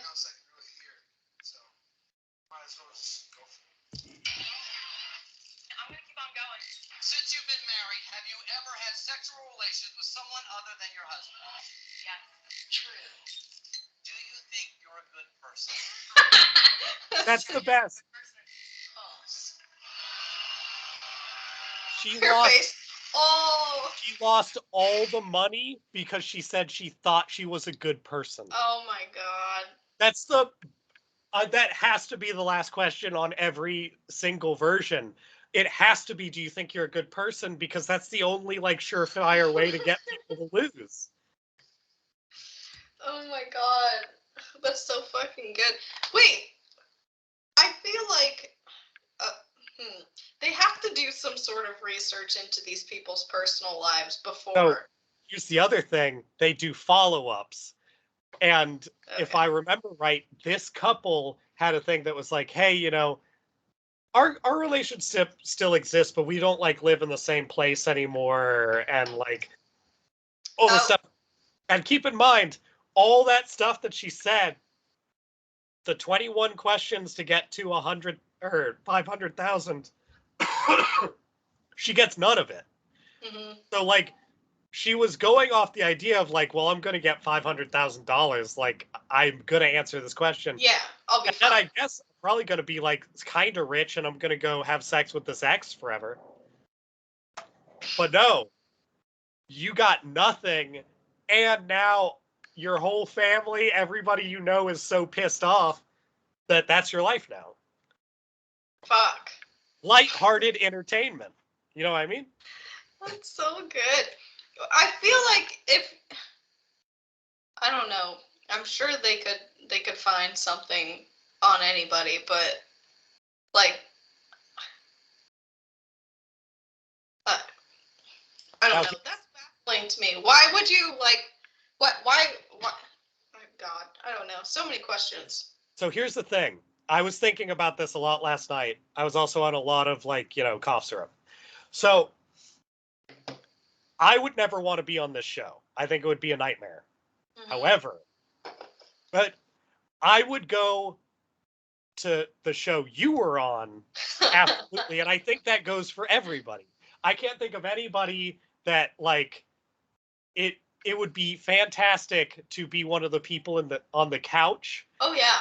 but it would be terrible to be the person in the chair. Yes, that's exactly. Yeah, I want to be the couch person to get all of the real truth on somebody that I know, but I absolutely do not want to be in that position. And the other thing is the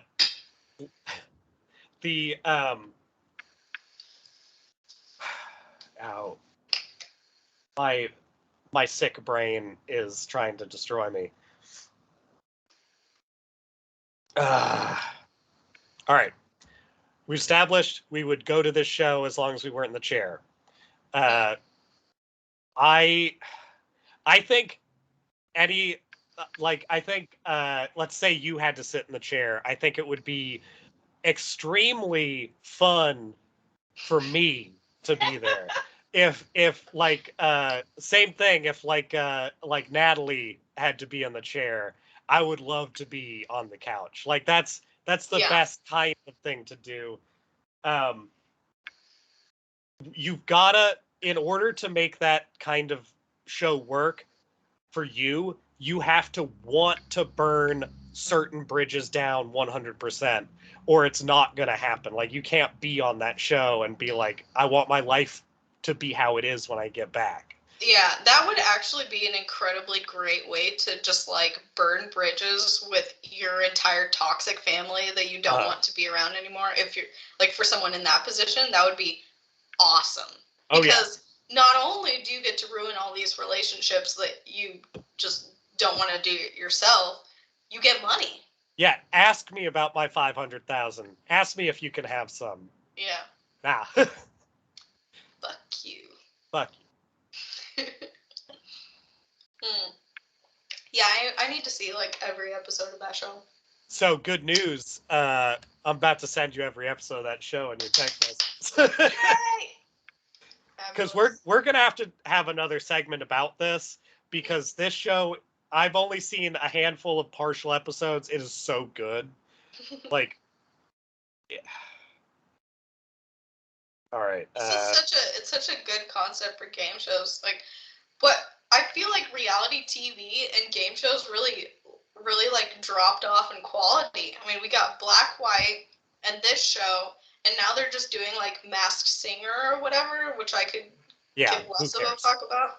Like, I want to see people ruin their lives on television, whether it be through blackface indiscretions or like that, or telling the truth, I guess. I'm excited to see if they have shows where they ask them questions about blackface. Ooh. I bet it's in there. A moment of blackface, or a moment of black white.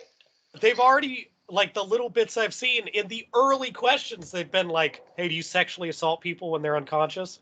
Hey, do you like, Jesus Christ. do you like, what kind of shit do you do that you could get arrested for? Tell us about your falsified reports. The fucking, one of the people was a lady who worked at the reserve firefighter stuff. Within the first 5 questions, there's no fucking way she gets to be a firefighter anymore. Same with that EMT. Yeah, same with the EMT. Like, you have no job like, now. So your job is over. Mm-hmm.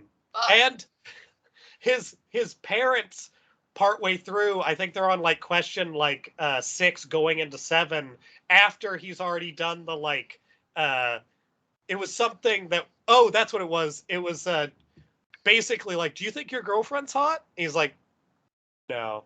And then they are gonna move to the next questions, and his parents are like, yeah, come on, get that money for your doctor training. And it's like, dude, he's not gonna be a doctor. He fucked that up in the first 6 questions. There's no way. Gone.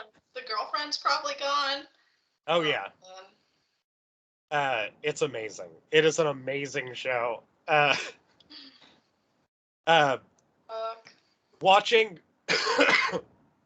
watching a chunk of one with the firefighter lady on the Hassan stream, he's absolutely right, and I need to see the rest of that episode. They have a guest question on like episode 6 from her chief at the fire department, and the way she reacts to him being the guest speaker is like, they are fucking 100%. Oh, no. Like, there's no chance that this isn't going to be like a thing as this keeps going. Maybe she does still have a job. And then they also have, like I was saying, there's a lot of Mormons in there. They had like a guy with they had a lady who had like her friend and her Mormon family and like her husband. And they just kept asking her about like, so your friend over here, like it was her friend was a lady too. They just kept asking her more questions about like, so do you fantasize about having sex with your friend? And it's like a Mormon family, so it's like, Urgh. And then they keep going, and they're like, did you ever hire a private investigator to follow your husband around? And she's like, yeah, doesn't everybody? No. And then they ask like, if your husband wasn't dedicated to the Mormon Bible, would you stay married? She's like, no. It was just this like, holy shit. Also, I think that was the same one where they were like, do you worry about your children and the possibility that they might inherit your husband's red hair? She's like, yes. Oh no, Jesus Christ. It's so good. None of the questions I have told you are past the halfway mark. Those last questions have to be fucking brutal. Yeah. God. Yeah, I gotta see those. Yeah. I gotta watch all of them. And that's once again, that is the moment of truth. You can see that on YouTube for free. Thank you to Camille Owens, who posted the clip of that woman ruining her life. Speaking of ruining lives, Seattle just elected a new mayor. There were 2 sort of bad choices, but they elected the worst one by a huge margin. Cool. Now we've got fucking, what's his name? Let me see. Open my nonstop infinite tabs. Hey, while you're updating people on Seattle mayoral races, I'm gonna take a pee break. All right. Have fun. I always do. Careful.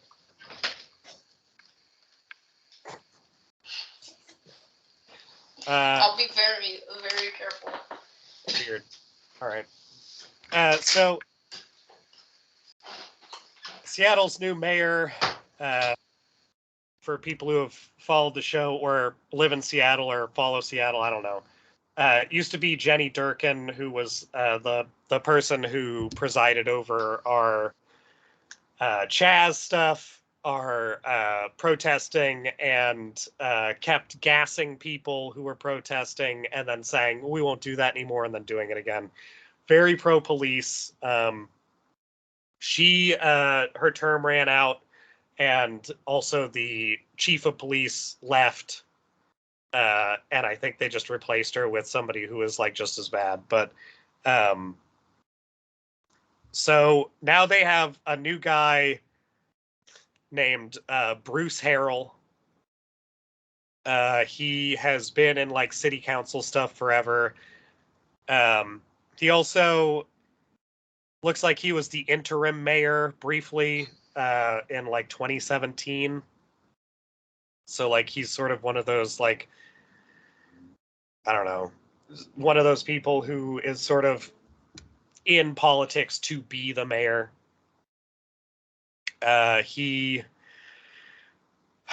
He's got a history of doing like sort of general just general like civic structure stuff. Like he's not a super interesting person, except the things that he does specifically endorse are strengthening cops, adding more cops. He wants to adjust all of the zoning rules and the approach to homelessness almost exclusively for like negative effects. He focuses a lot on like the racial politics of homelessness, which is, it sounds good, but it tends to be a really easy way to kind of like muddy the whole point, which is people are homeless, we need to put them somewhere so that they can have enough safety to live. He's much more into like he's much more into Republican like direction when it comes to everything. He just wants more policing. He wants businesses to have more priority. He wants everything to be headed in the direction it's already headed in Seattle, which is to say everybody just sort of has no legal way to get the things they need, and that way we don't have to worry about it because it's not a human rights issue. It's a, well, too bad, we're not going to be able to help them out because you know the rules. So we have one of those people as mayor now, which is real great. He won by sort of a landslide against a person who was also not great, but they at least had at one point shown that they were willing to say defunding the police down by like, I think it was 50% was a reasonable idea to like promote public safety and new ways of like dealing with like mental health and stuff like that. This guy just wants to get more police and he wants to like give them more money, which seems like a terrible idea. I guess I mean, the you know the police, they're super hard pressed for cash. Oh, yeah, buddy. So I think the ultimate thing that we need to do if we're going to keep going in this direction is just make everybody a police officer. Anybody over the age of 5 should now be a police officer. If people are so fucking into police, that's like the only thing I can see that makes that okay, is if we're all deputized and we all get to be I the would like a police. badge. Yeah, I'll take it. I'll take a badge. I'll grow a cop mustache. I'll shave off the beard part. I'll do it tomorrow. If you just give I'll me a stop badge. shaving. Yep. Yep. Madison's gonna stop shaving, grow in her cop mustache. It's gonna be dope. It's gonna be Honestly, a look. I've seen you in a cowboy hat. I can imagine you with a mustache. That is an amazing look. I think you would pull that off. I think if I were to be a cop, I would very much go the sheriff of the Wild West kind of route. And I think just like upturn and definitely cowboy hat. I would need a horse and some spurs to complete the look. Uh-huh. Yeah. Assless chaps or something. Oh yeah. You don't want those assed chaps. Those aren't very comfortable. No. I do my best police work in assless chaps. You're going to need a raccoon tail, and you're going to need a cape. Uh-huh. All that together, that's Sheriff Madison. Patrolling all the other sheriffs in town. Mm-hmm. I also like the idea that everybody on the street everywhere you could tip your hat and say sheriff to, and they would have to do it back. I like that. It would add a fun dynamic to the fact that everyone could arrest each other. Yeah. It would also be good for like horrible Karens when people are like, look, I don't know what you want me to do at like a restaurant or something. And they're like, tap their badge. I think that would be a nice way of identifying assholes as well. We would have a lot of like service workers getting tased, I feel like. Well, we'd have a lot of service workers having tasers pulled on them and then pulling tasers out on the person trying to It tase would them. just be tasing all the way around forever. Yeah. Great. What I have just described to you is libertarianism. I think that assless chaps in particular really Yep. solidify that part. Yeah. That's sort of going back to it, but the whole digital land rush, that's a real, like, it's, so the end result, the only way that the metaverse ends up as anything is that it ends up as either garbage that nobody cares about, like a Second Life, and it's just something that people do on their weekends, or it ends up like the actual, like, land rush, like homesteading, gold rush, like the Western expansion. Yeah. And everybody thinks it's going to be a libertarian wonderland, and then it quickly turns into the exact same capitalist hellscape as everywhere else. So I hope that it fails so that some people can have fun. But I also hope it fails so that it just doesn't have to rule over our ability to, like, we got to go have digi drinks with Jeff after work or some garbage. Oh dear God. You know that's what it's going to be. It's going to be like, hey, look, just follow me on Facebook. The life. It's the Getting worst. Sexually harassed during after work drinks with Jeff. Yeah. I'm going to have another situation where somebody from, like, fucking Miami is going to be like, hey, I can pay you if you just come down here. Don't worry. Your responsibilities would be learning how to do some of these art things, kind of getting into everything, and then also, you know, maybe you just do whatever I say sexually. Yeah. How's that? How's that? How's that? And that's the kind of, like, beautiful future the metaverse can offer us, is new ways for people to try and prey on other people. Cool.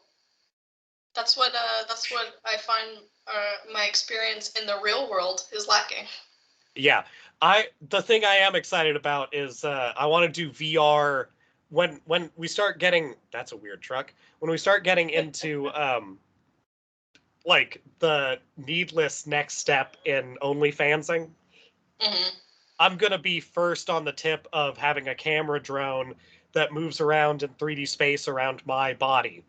So I'm really looking forward to being a 3D monument in people's metaverse sexual identity. And I will license out my blockchain protected nude form for people to use. You too could live that dream. So, you know, there's There a you go. future in it for us. Absolutely. You can book a tour, a virtual tour of my ass. Yeah. Yeah. Yeah, I can see why these things might be attractive. Also, people are going to be real upset when they realize it's like when you hear about people saying, like, you know, porn back in the day, it was way better because, like, everybody looked better. And it's like, no, your resolution was low. The shit you're seeing now is the truth, and it's still altered. So, like, it's, you keep expanding into technology, you're gonna just see the reality of it. And I think sex might be the ultimate way of telling people what the metaverse is and why we should avoid it. You think you want it, and you think you want a lot of it, but what you actually want is the version of it that works for you and not the version that is commoditized to everybody, because it's gonna get bad in there. It's just the me music video come to life. Yeah, this is, hey everybody, welcome to my metaverse room. We're all going to be watching Tip Drill. Feel free to give me all your money. You should watch the commercials they made about the metaverse. It's a fucking nightmare. Yeah, I bet. I'll do it. Yeah, you will. It isn't quite as bad as the Amazon Scream rooms, but it's not a lot better. It's still pretty bad. Virtual scream rooms. Yeah, you want to go pass out because the only time you have to use a milker / do any kind of like restorative work on your back is the terrible breaks we give you between lifting boxes. Yeah. God. Oh, did you do a new mom on her way to the zoo? Yes and no. So that is actually my other topic. Oh, okay. So I have realized, here's a lighthearted turn from everything that we were just talking about. It's lighthearted. Yeah, it's fine. So you found this out also while you were here in June, and now I have totally solidified this fact about myself, and it's something I need to be aware of in the future. Yeah. So I like to do my nails. For the last couple of weeks, I've pretty much been doing like something new every week, and they're pretty long now, so I actually have some space to do stuff. Yeah, your nails are doing good. Yeah, they're pretty good right now. The thing I found out about myself is that if I give myself more than like an hour to do my nails, it turns in to the worst like soccer mom, white woman bullshit I have ever seen. And I don't know where it comes from, because it's like I actively don't like the thing. I don't like them when I get done with them. So like these I like because this is just like a bunch of different colors. Just like fall colors, and then I did like a little dot thing here. Yeah, the dots look good. They're uniform in a way that is impressive. Thank you. I like the dots.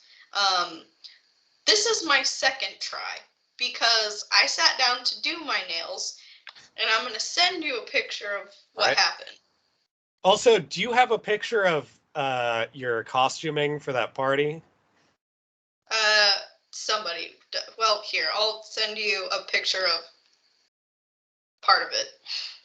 Okay. Great. It's probably the most important part of the costume that I'm sending you. So. God. All right. The costumes actually turned out pretty good. We did have someone took a couple of pictures of us while we were there, but I was standing at the snack table like with food in my mouth, so I know they're not good, but they're probably. Oh boy, that realistic. first nail. Yeah. So I'll show the camera. It turned into. At first, it was just like I had the light pink solid base, but then I was like, this is a lot of just pink, and I didn't really like it. And so I put kind of like a dark orange brownish spots down, and I was like, this kind of just looks like cow print. I don't know if I'm into it, but it's a lot. And then I just fully committed and then did some almost leopard print bullshit on my nails. And I took pictures of them and then immediately took it off. Yeah, I get it. Because it's a look for sure, but it's a look that says I'm headed to Sur La Table to get like real into a cooking class. I don't know where it comes from, because every time I start with like I'll go on Pinterest and I'll find something I want to do and I'll start doing it, but at some point like the white woman in me just like grabs the reins and is like, do this shit, and I get real carried away And then by the time I'm done with my nails, I'm like, I fucking hate this, and I have to get it off. And so I just did like multicolor solid instead. I'll be honest, that's terrifying for the future. I love that for you. I think in the future, I just have to keep them short enough to give myself no possibility of that happening. I don't know. I don't know where it went wrong, but like I don't have the tools to do the really cool stuff that I want to do. So it usually ends up being some variation of like a solid color and like some kind of dot or squiggle or print kind of thing, and it usually ends up looking kind of either cow print or cheetah print because that's all I can do. And then go on.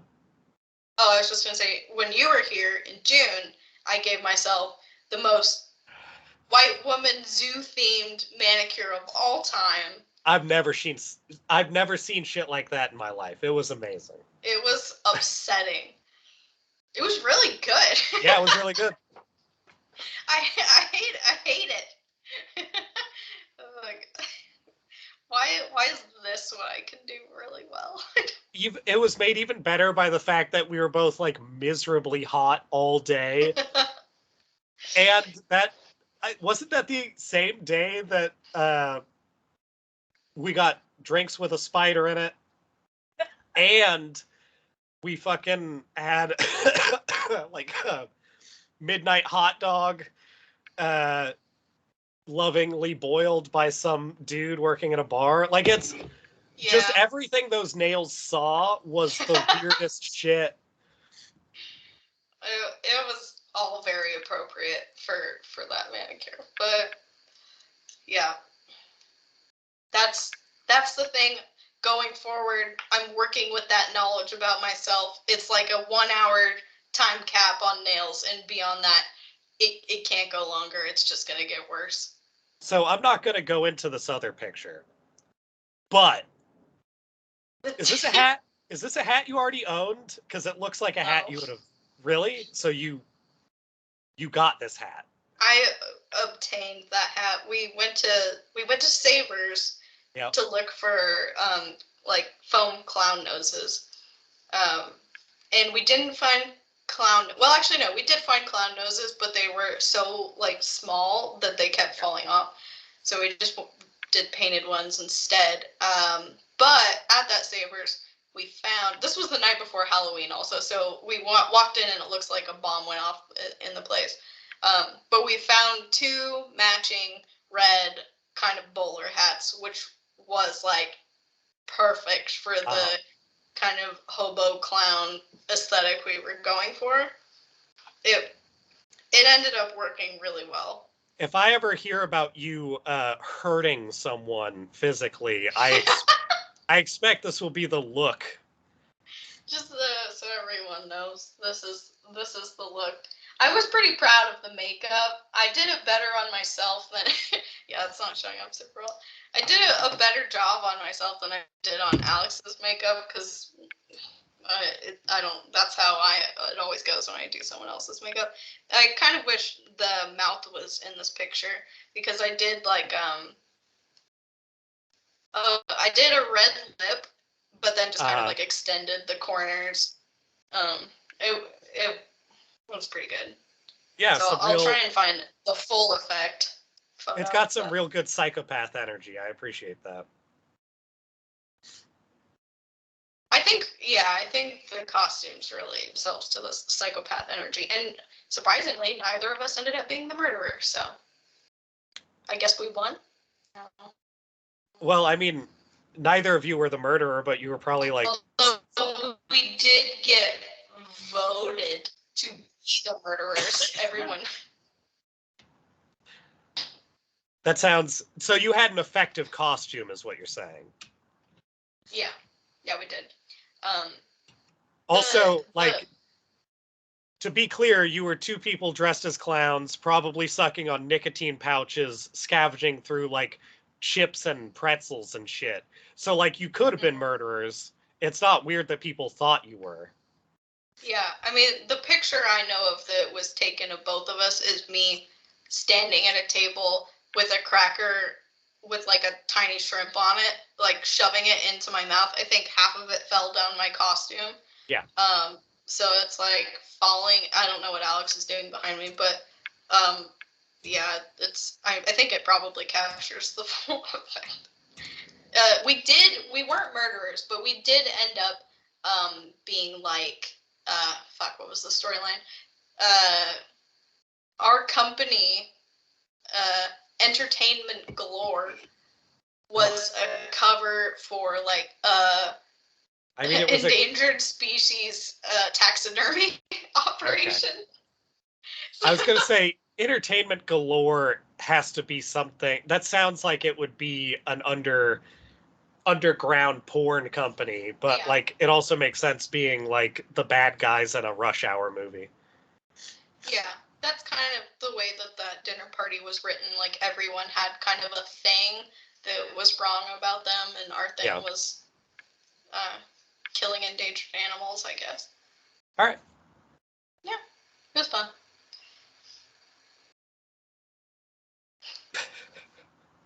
Well, cool nails. Yeah, thank you.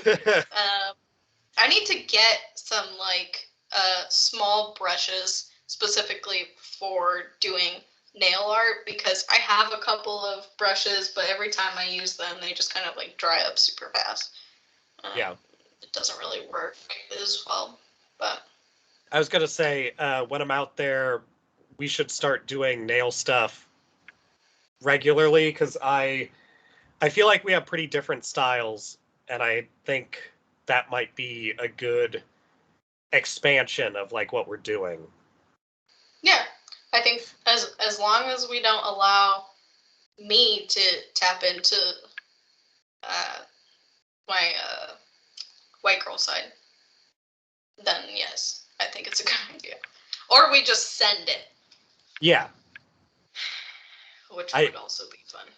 I think it is okay if you tap into your terrible white girl nail side, as long as we try to do it so hard that it comes back around. I think that's what it's going to have to be. The zoo nails kind of did that for me. Yeah. It was like so aggressive that it kind of did go full circle into this is okay, this is acceptable. But this one, I had to take it off. I was like, I'm not going anywhere with these nails. But it's upsetting to me knowing that I could post those on Pinterest and they would do well. Yeah, that is kind of a bummer, but you know, that's the metaverse, baby. That's where we're headed. It's a whole new ball game. It's a whole new ball game. Well, actually, we should wrap up some of that stuff, because our last podcast was before the holiday trip. A birthday trip, really, but a holiday trip. So we finished up Midnight Mass. I ended up liking it, but it was not for the reasons I thought I was going to like it. Yes. I also liked it. I did not realize going into it, and in hindsight, the name Midnight Mass should have kind of tipped me off to this. But I did not realize it would be so heavily into like religious trauma, and the effect that can have on a small community. Like that was pretty heavy. I would have liked to have seen more of Raoul's character, but Yeah, I liked his character. I think they used him well, but like he was one of the few characters where I felt like his relationship with religion was both reasonable and his character made sense. Mm-hmm. Everybody else had some real dubious shit going on. Yeah, I think his character and like his son are probably the most kind of relatable people in the show. They seem kind of like the stand-in for like you kind of as you're going through the story. Yeah, it's because they seem like the most normal people. He's already like not from there, so he like moved there and is experiencing it for the first time. yeah. Well, and like for a cop character, I ended up liking him okay too, because his whole point was like, I can't be in an organization that like doesn't care about me. So I'm just gonna do the thing that I'm trained in as little as possible and go somewhere where nothing happens. Yeah. And like that made sense. And then having it be like, he's like one of the only people who gets to sort of end out that show as a person, like as the person that he started as, basically. Mm-hmm. Everybody else has a transition. Yeah. I was not expecting it to be vampire-y. Yeah. But it really did go vampire-y. I really enjoyed the amount of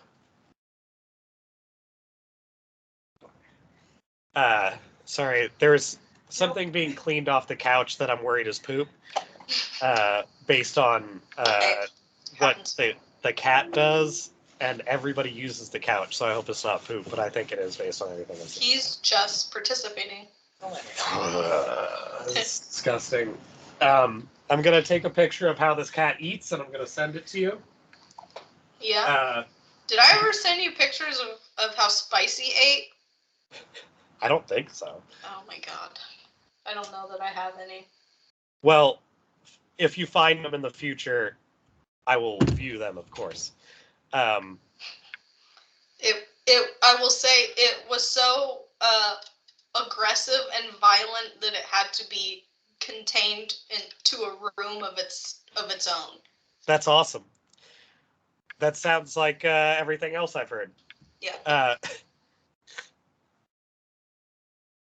So over the course of that show, also I was impressed by how much they made me want everybody who seemed like they were supposed to be a sympathetic character just be dead already. Like I just wanted them to die the whole show.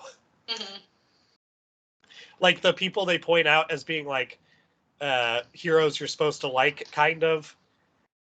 Most of them I did not like, and most of them really like to talk about religion. Yeah. Well, like the person that starts off as like the main character gets killed off, and like what the halfway point. The halfway point, basically. Yeah. Which is why, like, I remember when that happened, being like, oh, he's gonna come back, or they're gonna like do something, but no, I guess that's just the end of his arc. He gets to be redeemed, because he tells non-pregnant lady, also, where's the fetus? I want there to be the walking fetus. I need the teen biggest fetus. disappointment of the entire show. Right. They have this big lead up of like, hey, you know, if you're a vampire and you're gonna have a baby, your body and the baby might see each other as like competition. And also, there's no sign that like your baby got absorbed or anything. It's just not there anymore. And it's this thing that follows up her having this conversation about religion, where she's like, well, if my baby is already dead, then I'd like to think that she's already like grown up in heaven. And it's like, this has got to be baby escaped. Aging baby. Like, we've got to have a feral vampire baby child in this show. It's got to be somewhere. And they just totally fucked us on it. I think, if anything, that could be where they grab a sequel out of. Mm-hmm. I would hope. Because that's the kind of thing I would want. Also, I totally thought, okay, so based on the way that she talked about the baby, they totally set it up for like, oh, we're gonna meet this baby as like a teen or something later on in the season. Also, just given her circumstance, it really seemed like they were going for some sort of weird Mary, Jesus giving birth, like tying it back into religion somehow. Yeah. But it didn't happen at all. Like, I was also kind of confused about, like, I don't know. So, is it, like, within the world of that story, is it just supposed to be that, like, the religion was vampires all along? I think Like, the religion is a cover for vampires? I think in terms of that story, the idea was that the specific religion was Christianity before, but the guy who perpetuated it convinced himself that the vampires were part of the Christianity and stayed there and kept being that person. Okay. That's my understanding. Okay. That makes more sense. I was kind of confused as to, like, what we were supposed to take from that part. I was like, so is it just that, like, angels are vampires or what? I think that was the implications of what I'm saying were when they showed those, like, wooden sculptures and stuff, Mm-hmm. is that, like, those aren't regular, like, religious sculptures, but they are for there. So, like, Right. Okay. and the fact that their whole plan was to, like, leave implies that they'd always just been there. Yeah. Yeah. That makes more sense. Yeah, I was kind of confused about that part, but yeah, especially with the wooden sculptures and everything. It's more of like a religion turned vampire cult, sort of. Yeah. Yeah. Okay. That makes sense. Yeah, we really got fucked on that fetus teen baby. Like, we could have had some really cool. What was the name of the baby from Twilight that was horrifying? Renesmee. We could have had some super fucking cool Renesmee action, and we got nothing. Now, I know you're not on social media so much right now. Did you get the thing I sent you on TikTok? I think so. Yeah. Let me look. Because I'm pretty sure I watched it, but I don't remember. There seems to be some halfway credible speculation that there will be more Twilight, but it will be about the baby. I mean, that makes sense. He's writing a series about Jacob and Regurgitate, and there is finally And Regurgitate. First thing that I want to do is update you on what facts have already been released and how they have changed between now and tomorrow. Yeah, Some of you please. might remember me from my old videos, but I haven't been on Twilight TikTok for more than a year, so Twilight TikTok. let me remind you where we're at. First thing that Twi-talk. series starring Jacob I love and Twi-tic. will be either 2 or 3 books long, currently unconfirmed. Twi-talk. The first book will be titled Moonchild. We know that this title, Moonchild, does not apply to Jacob because he is a shapeshifter, not a true werewolf. Yeah. Who this title Obviously. applies to, but there are theories. I will get to them. We also know that this series takes place 6 years after Breaking Dawn in the year 2012, which is when Rice-A-Roni will be physically 18 years old. Oh. Smire has said that she will be including updates from the other Cullens as well as some other recurring characters from the originals. She'll be 12 years old, but she'll be, like, hot by then, right?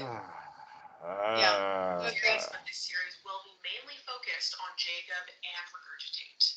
We know that the setting of this first book will take place in BC, Canada, so just a little bit north of Fort Washington, where the Cullens, rotisserie included, will be going back to high school, but it will be Regurgitate's first time going through high school. So they're going to go to high school with their own daughter, who is... Oh! Yeah, there you go. That's the stuff. I hope that's true, because that sounds like a nightmare. Ugh. Yeah. Why? I would not even want to read that book about someone going to high school with their parents. That sounds just painful and nothing else. Hey, here's a book about going to high school with my parents. Sorry, what I meant to say So is we're here's hot. yeah, my hot parents. Also, I'm a hot 6-year-old. Don't worry about it. I'm in high school. I have a Wolfman lover. Oh wait, is aging though? Because he ages, right? Yeah, Or do but they not? he still ages slightly different, I think. But that's besides the point. Who cares? He is aging, but that would mean that she's 18 and he's like 28. You know, It's all legal when you're a vampire. it's all legal, baby. Vampires. We don't operate by your rules. Fuck. I mean, that's whatever. Libertarian vampires. Libertarian vampires. And how long until we have like? I mean, we already, I'm sure, have a lot of lib-terse, but I think everything's just gonna get worse. I mean, like. I would say that's a fair projection.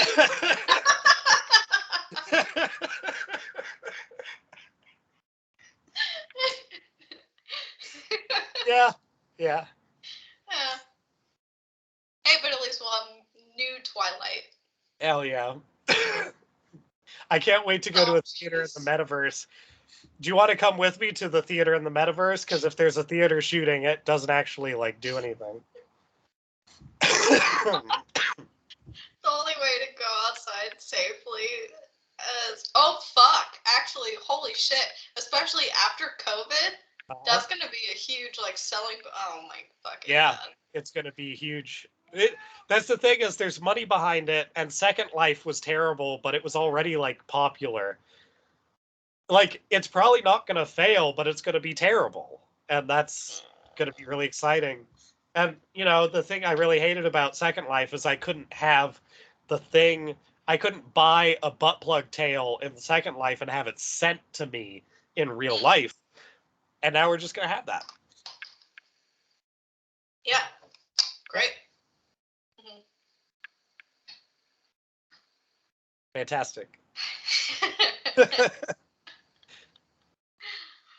Fuck. I guess Virginia got a new governor, and people are upset or really happy. The only thing I care about on that is that the name Youngkin is really creepy, and also everybody calling him Blumpkin is kind of funny. That is funny. Yeah. Pretty objectively. And I had to see a bunch of pictures of Mitch McConnell on the internet again. I don't want that. I had to see a bunch of pictures. The guy's still around. Jesus. Yeah, and I had to see a bunch of pictures of like, well, a bunch of articles from like Fox News and similar affiliates being like, the stupid Democrats don't know shit about shit. They're all crying and shitting their pants about this new like governor. Those pussies, they made fun of us. We'd never do that about them, those fucking pussies shitting their pants. So that was cool. I enjoyed that it's just the exact same shit as, 2008 again. Yeah. If we're going to bring things back from 2008, it needs to be this fucking game show, and we need to put every single member of Congress on the game show. Oh, I don't want to know those things. Do you? But it would be amazing, and I bet at least one of them would commit suicide. All right. Okay. Well, yeah. Under those terms, that possibility, I suppose it could be worthwhile. Yeah. It would be much preferable to the extensive news coverage of Biden just like falling asleep at events. Every time there's a fucking seeing that. every time there's a new fucking clip of Biden and he's like, I was grabbing my water bottle, and it's like, God damn it, I can't watch this. What is his fucking problem? I don't, like, how many times has that been in the news now? Like, Biden falling asleep or something. I'm like, okay, so you're saying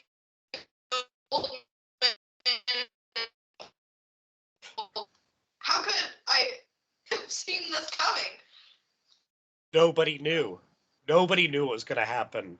He was so put together and well spoken and civil in all of his Democratic debates. How the fuck did we not kill off more of those people with COVID? Because they have all the money. How. I know how. I know. I'm just upset. And in the future, they'll have all the ISK or whatever the fuck, and it won't matter then either. So, who cares? All that adrenochrome. Yeah, they're gonna have digital adrenochrome.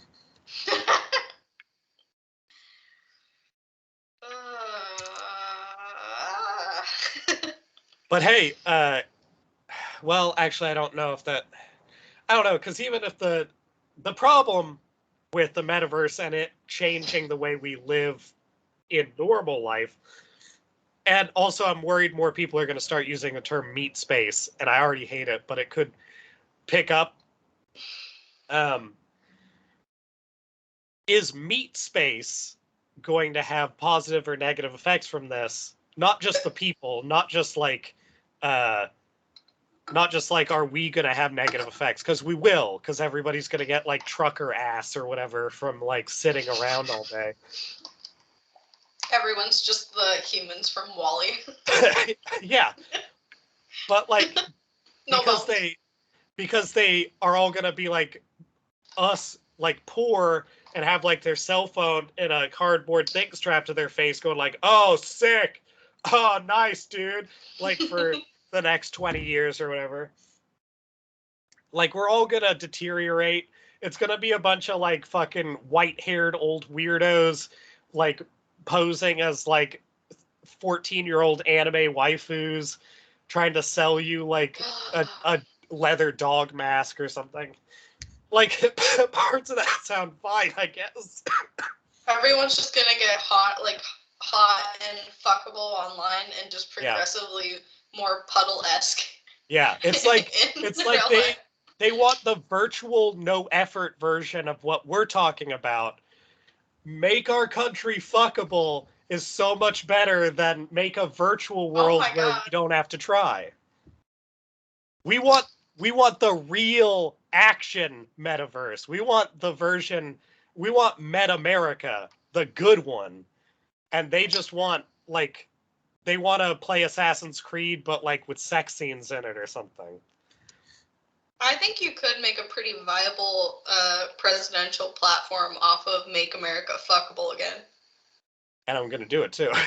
Yeah, it doesn't even matter that we were like marginally fuckable at first. Not important.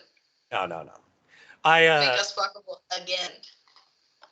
Make us fuckable again. It's gotta be the platform. It's the only one that truly matters. It's the only one we all care about. Yeah. You want to talk about starting from the ground up? You reach down to the ground, you grab a bunch of dicks and pussies. I'm already stump speeching. That's gonna be the way it goes. Everybody's gonna be on board. Hey, we got the incel vote. I'm gonna dress in a stripper's cop uniform, and I'm gonna go out and sell the idea of, everybody is entitled to the right of dope tits. Everyone. Who the fuck was the porn star that Trump had the affair with? The thing. Stormy Daniels. Vice President. Stormy Daniels. And every time you see her, it's just going to be traded out with like a different porn star that's like vaguely a weird tall white lady. A different porn star in a blonde wig. Yeah. It's like, I've definitely seen that lady somewhere before. I don't think that's Stormy Daniels. I don't watch GILF porn, so I don't. Somebody else. Is that the girl from Windows? Oh, shit. Nobody look into that. You don't need to allocate. Somebody's going. So other than really important political campaigns, we went to a big old haunted house That was really fun. Oh yeah. I do like your idea of going to the like S&M haunted houses that are out in the desert. I think that would be a good future plan. But for now, this was fun. It did, I think, prep me to get sick when I got back, which is a bummer, but like I'll take it. Honestly, a couple days of terrible body was worth going, and just walking by an abundance of stink windows and various things spraying me in the face with fluids and all that kind of stuff. A large portion of that haunted house was just like very Idaho-esque. Like there was a whole section of the larger. There were 2 walkthroughs, and the first one was it Maybe had a 10 couple of minutes. different things. Yeah, maybe like 10 or 15 minutes. The second one had a whole portion of it dedicated to just the theme being rednecks. Yeah. Just generally. That one was pretty enjoyable because it was just like not scary and just a very sensory experience. I would say being in the woods at night and having somebody yell white power was scarier than all of that, and you can get that elsewhere. Well, that would be too real. Yeah. We can't get into that side of redneck. I know. Can't do that. We can do, however, what are they called? Clothesline full of underwear with fake shit streaks on them. Yep. That's doable. Very scary. Very scary. Honestly, scarier than most of the stuff. They had a pig, and they had a guy that was in a costume next to the pig who was like obviously there to like pay attention to the pig. He was very bad at scaring and was just like having conversations with people. I liked him a lot. That was the most Idaho part of that, because you could tell everyone walking by was just like, it's a pig. I saw that at like that's a great the pig, man. Idaho Fair earlier this summer. I like that there was just a dinosaur section, because I think they wanted cool. They wanted a reason to have that like fake volcano, which I enjoyed. Mm-hmm. Side note, great outdoor heater. Just get a fake volcano and fire out of it once in a while. I would be into that for like hanging out in the backyard. Just a dinosaur skull screaming at people. That was okay. That was dumb, but I liked it. And what's really funny is retired Freddy Krueger, I guess. Oh, he was there till he retires. When we walked in the room, he was like, "I'll see you in your dreams." And then when we like were leaving, he's like, "I'm just here till I retire." Yeah, that was pretty good. I think the dinosaur part, Alex pointed this out a while ago. The Idaho Center out in Nampa had as like during COVID, just like a weird drive-through little park of like bug and dinosaur animatronics, and we're pretty sure that some of those dinosaur animatronics were from that. All right. That they just got and were like, yeah, we're gonna use these.